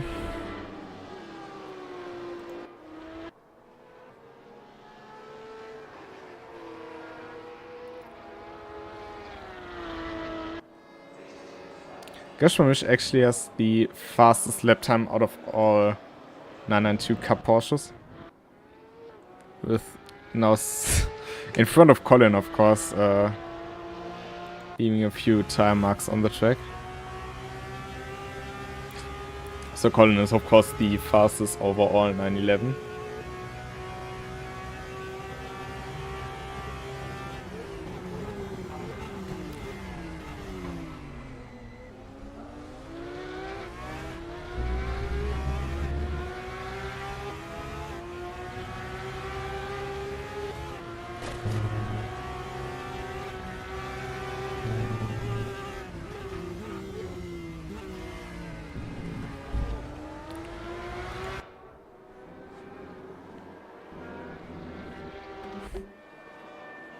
See now what will happen.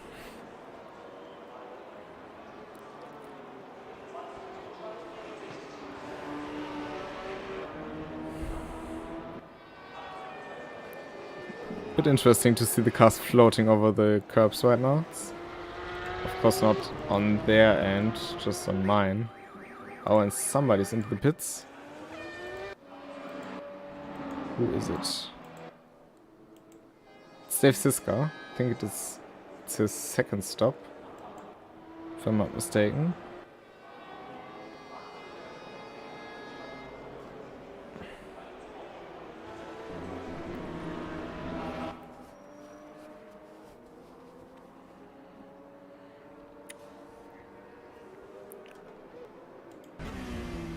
Oh, and gosh, I'm braking too late, locking up the rear axle.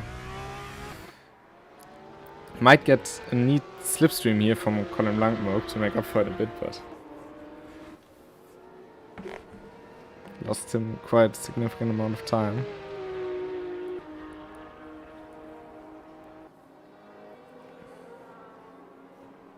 Oh, and Luca D'Amico, I completely missed that. Also in the pits, I think he only refueled. And now leaves Marvin Markenberg out on track. I think it was only fuel for Luca D'Amico.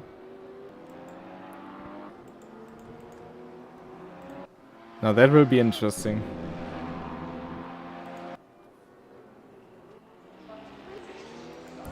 But if Luca had to come in now, that means Marvin will surely have to come in as well soon.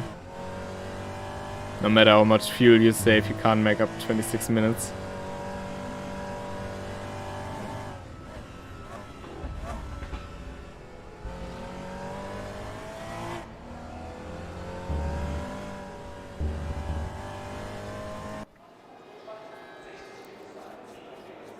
This outlap will be super important. Then in the background we can see Luca D'Amico.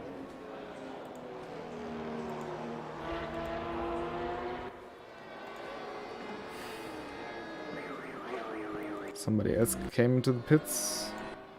Colin Blankenburg comes in for his stop.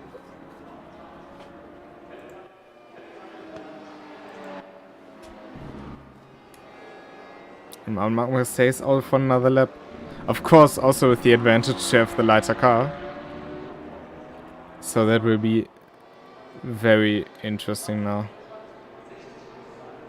And that's Bigger Meisman going through.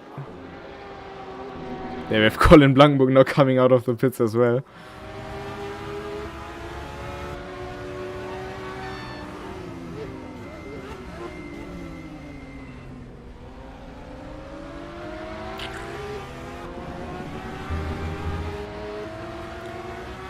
I'm sure Marvin will take that slipstream with gratitude.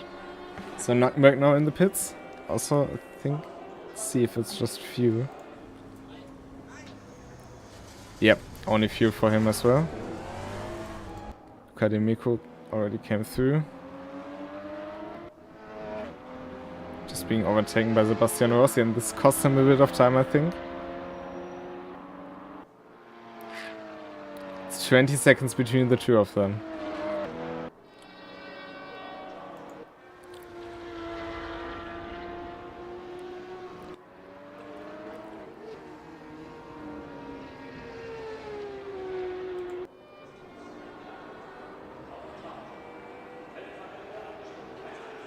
There in the background, behind the green 911, that is Luca D'Amico. Now 21 seconds the gap.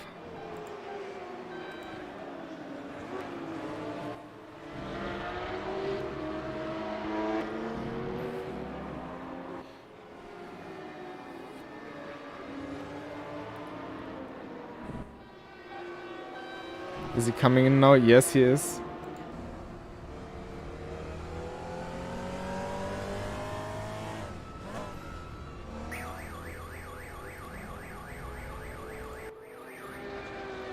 Marvin Markenberg for his pit stop.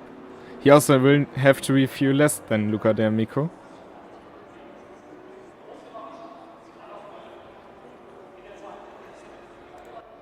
Let's see Luca D'Amico through the final turn. Marvin Markenberg rolling again. It will be super close on exit between the two of them. Luca D'Amico will have more speed. He should come into the picture right now. There he is. And Marvin Markenberg just undercut Luca D'Amico, cutting out 2.5 seconds at least on strategy. And now what we've seen the whole race is switched around.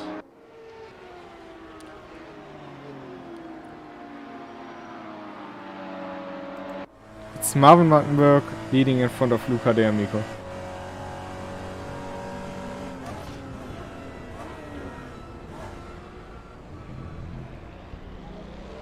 Both went for the same strategy. Same goes for Sven Markenberg. But it was Marvin Markenberg who just was able to save that a little bit more. Maybe also profiting from running in the slipstream for quite a while. And that explains everything that happened in this race.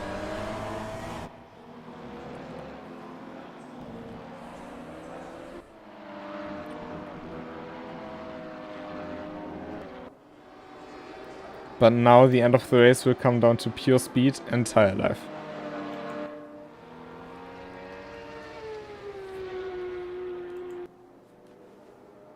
And we are also still waiting for Sebastiano Rossi and Rokus TV to come in for their pit stop. It's 20 minutes to go.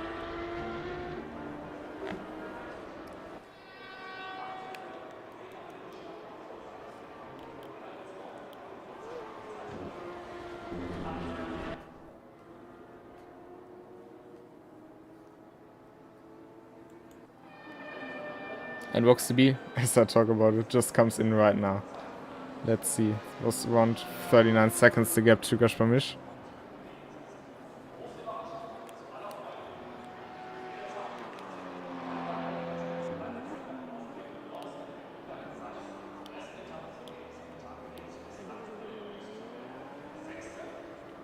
Oh, and only fuel for Roxy.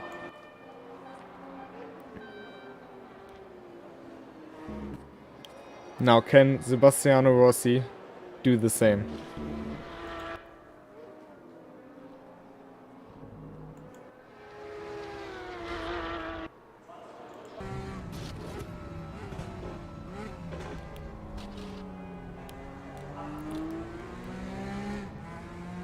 The only other strategy you probably can get away with is changing 2 tires and using the tire advantage later to overtake. Probably the rear axle in that case, because front is just too risky.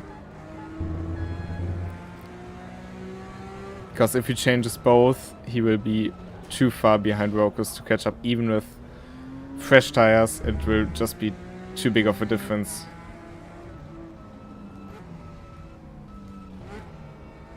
And it seems like he's coming in now. Yes, he is.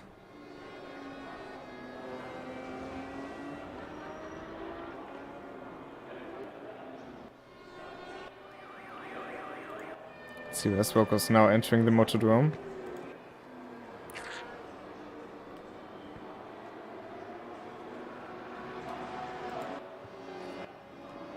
Now through the airpin. And Sebastiano Rossi also only fuel for him. Just a splash and dash.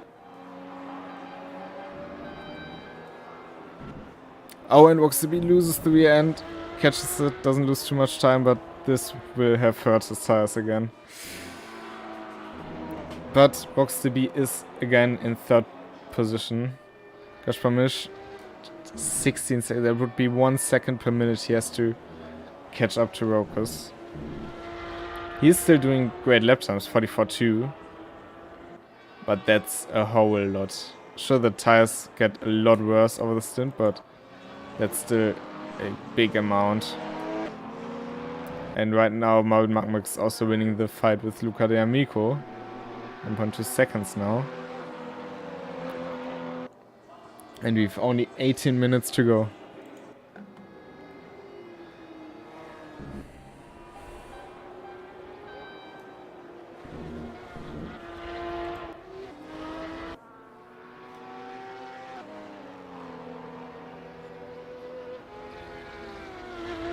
He's closing in from time to time though, Luca D'Amico and Marvin Markenberg. So they are gaining time on each other on very different parts of the circuit.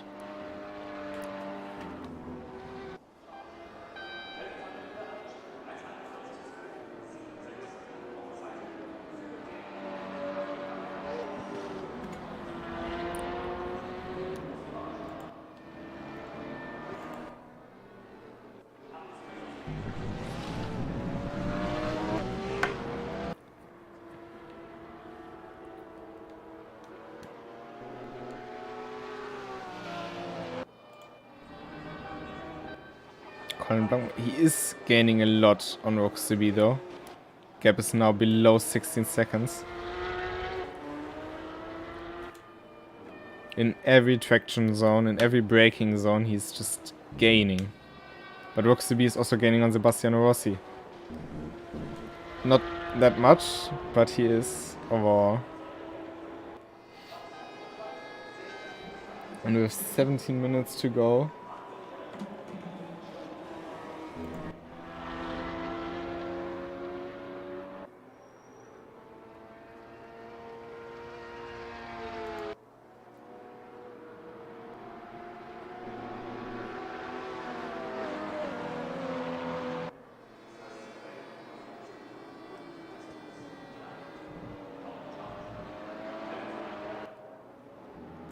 And now Luca D'Amico, 8/10 behind Marvin Mattenberg.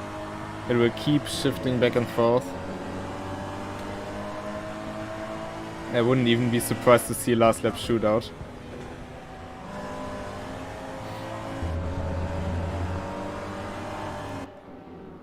They're both pushing their machinery to the fullest.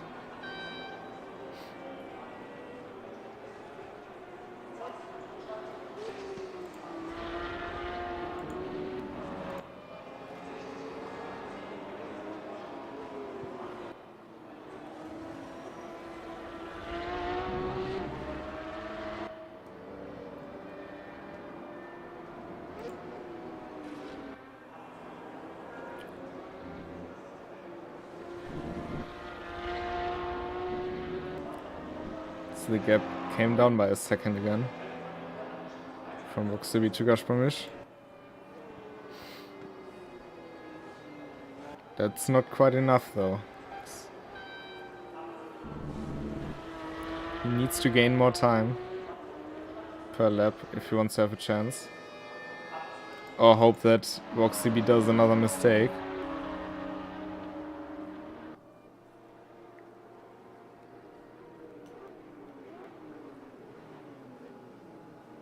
Oh, Marcelo going a bit deep there.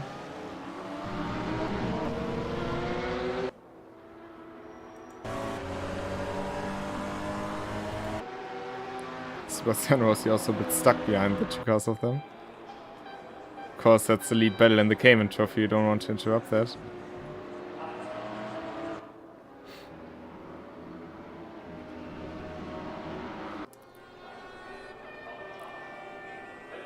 Oh, and Vox to be is shown yellow.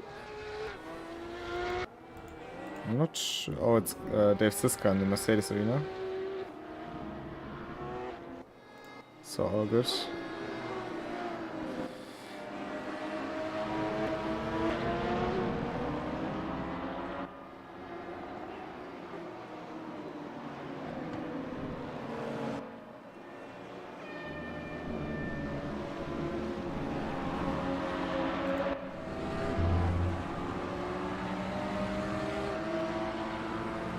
Really go for it in turn 1. Yes, he is. Kinda blocks the run from Marvin Mattenberg, and this is now a big opportunity for Lucas D'Amico to get close and maybe start an attack on the Parabolica.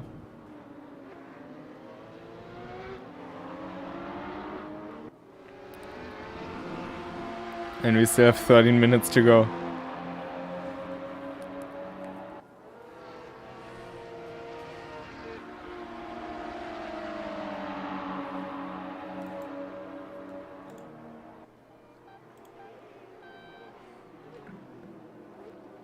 Oh, Marcel looking wide again. D'Amico going for a much tighter line. Or entering right, but snapping back in.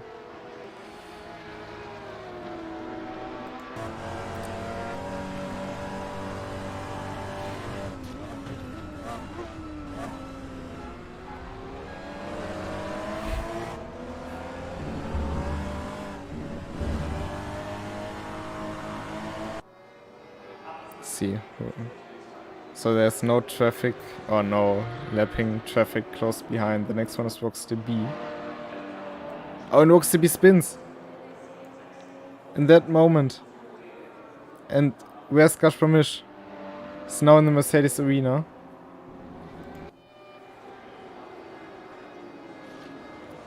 And out of the sudden, Gazpromish gained 10 seconds on Rocksteady. 6 seconds now the gap. That's not what Rokus needed here.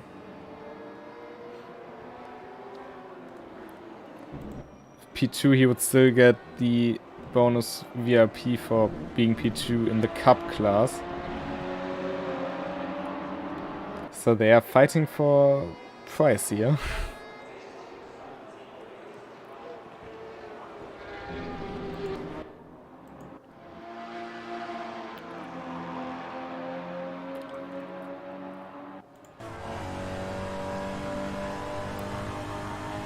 Now Luca D'Amico in slipstream.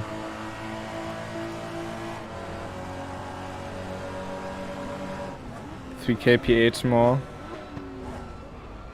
Again entering right, tucking back in for the apex.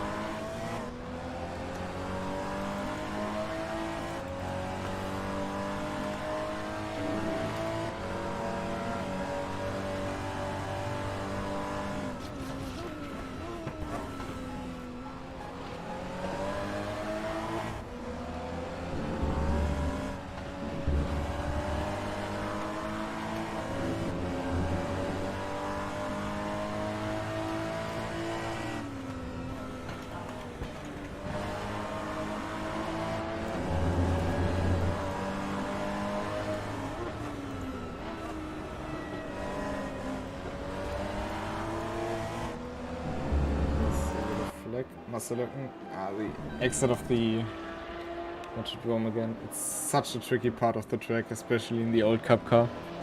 Because you jump and, yeah, as said previously in the stream, you kind of take a jump and then you land, and if you have turn at that moment, the car just snaps on you.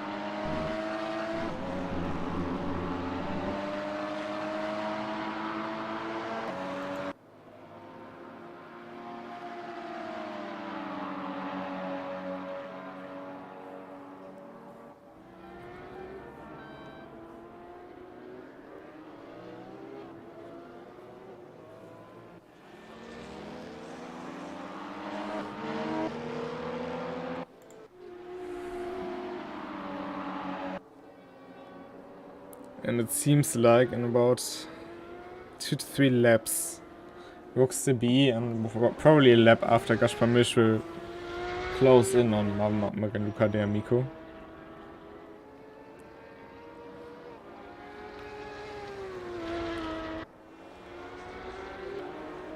And that will be maybe deciding, maybe not.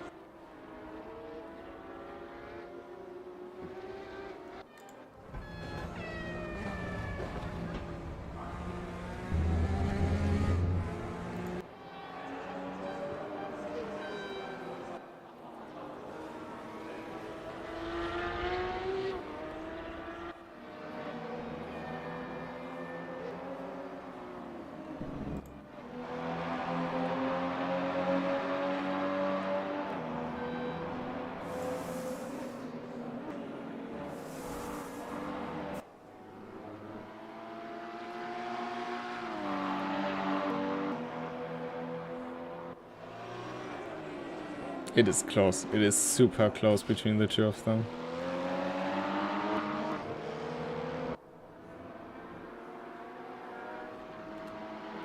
Both are so equal on pace. The best lap time is now 15,000ths apart. Because Marvin Markenberg upped his lap time to 590. Akademico 605. So it's still nothing.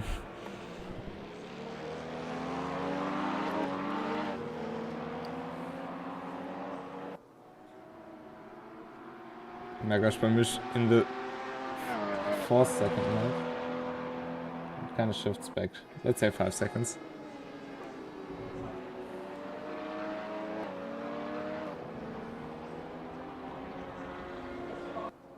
Seems like it was a small mistake from Luca D'Amico. Lost 2/10.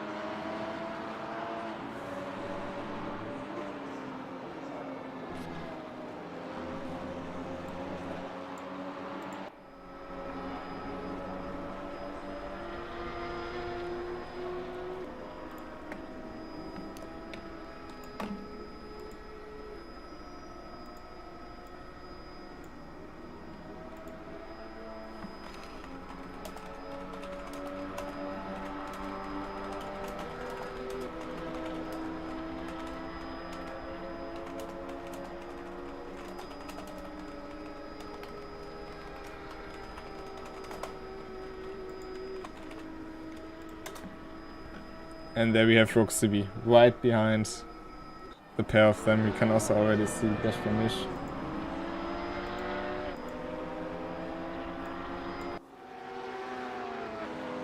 And now that will be interesting.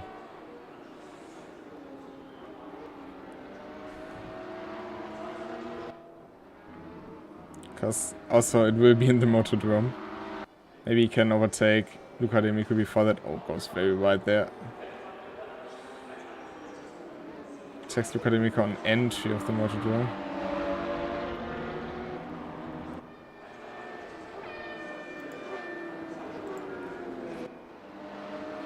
Lost him a bit of time for now. Depends on where he gets close to Marvin Markenberg. Seems like it will be turn 1 and he already lost time there. Last time he got left there and Roxy B, lots of understeer.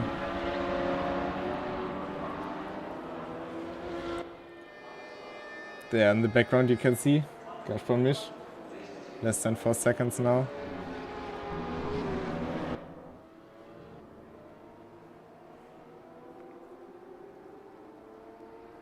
Will be into turn 2. No, not quite, he's waiting there. But it's still compromised my Markenberg a bit there.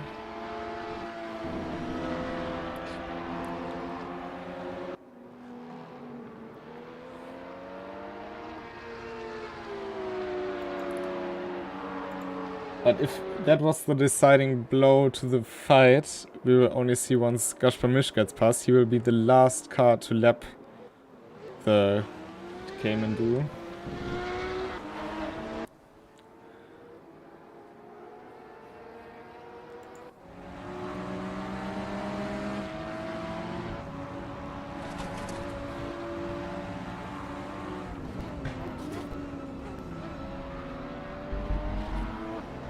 Not optimal for D'Amico.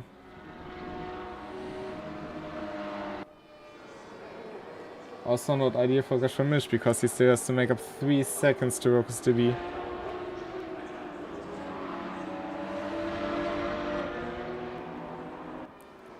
Even though he has the pace advantage.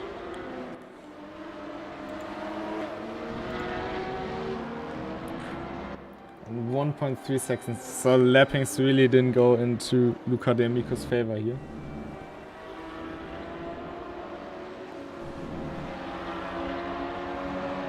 Maybe he gets a bit lucky with Gashpamish now approaching Marvin Markenberg into turn 1.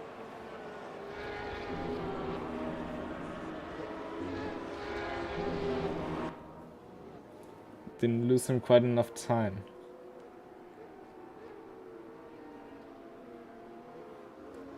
Gap between Roxy B and Gashpamish, 2.5 seconds. They have 3 minutes to go. Colin will still have probably 3 laps. 2 laps after this one. So that means Gashpamish has 2.5 laps to close in on Roxy B. Goes very wide in the hairpin again. and also get past.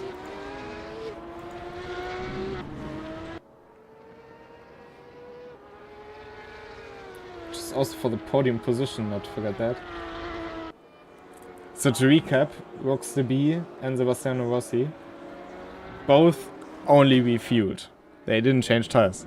Gaspar Misch came in after 40-45 minutes into the race and changed both tires. So yes, much fresher tires compared to them.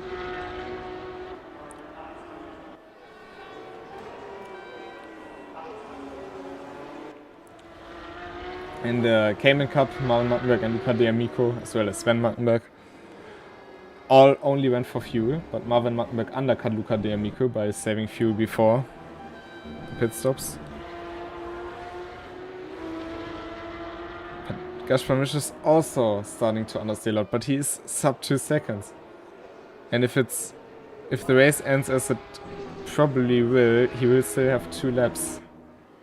Means 1.5 seconds this lap and he will be in striking distance.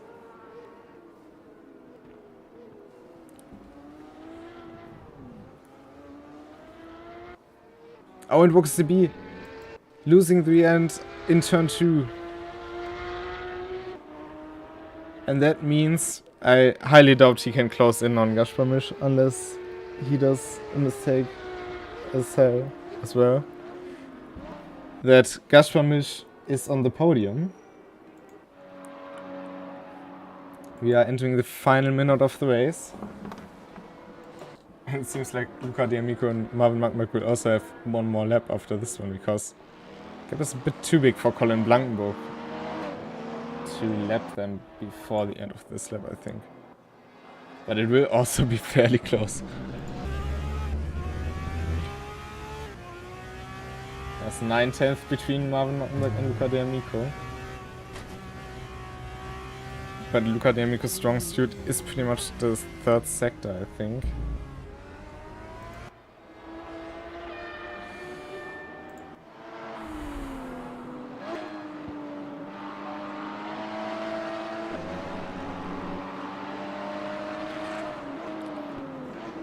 Time has run out. Once Colin Blankenburg crosses the line, race is over. But for those two, they still have 1 lap to go.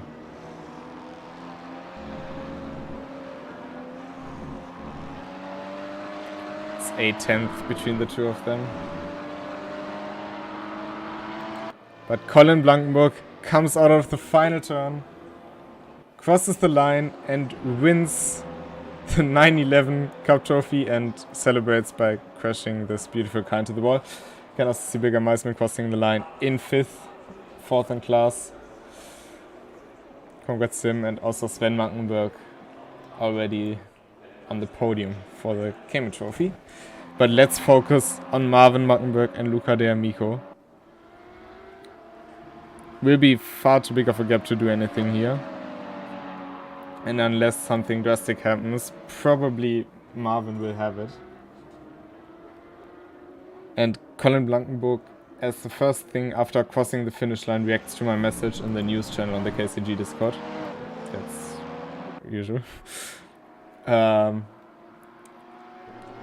it's now all about not doing a mistake for Marvin Mattenberg. Luca D'Amico's trying everything.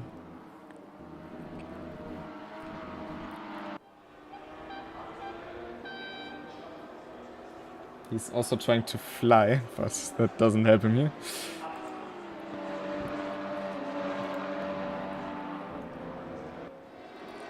Now one final time through the Motodrome.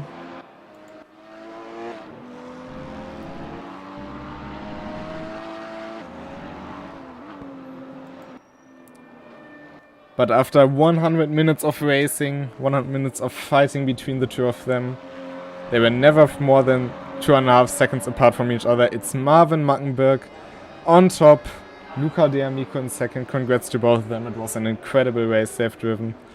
Those are your final standings. Colin Blankenburg wins the 9/11 trophy.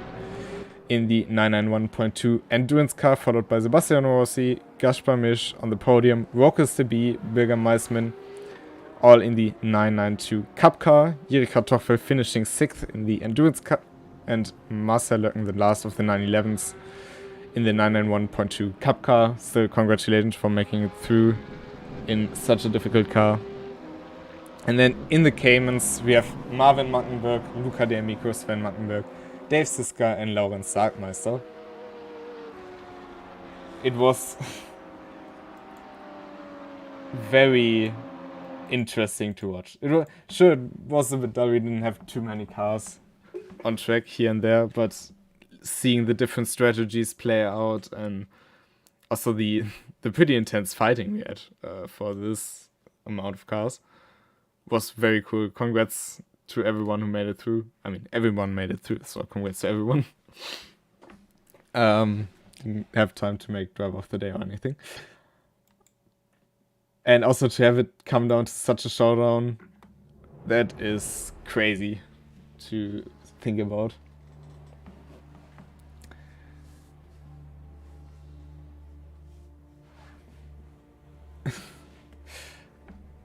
And yeah, I'd say this was it for this race.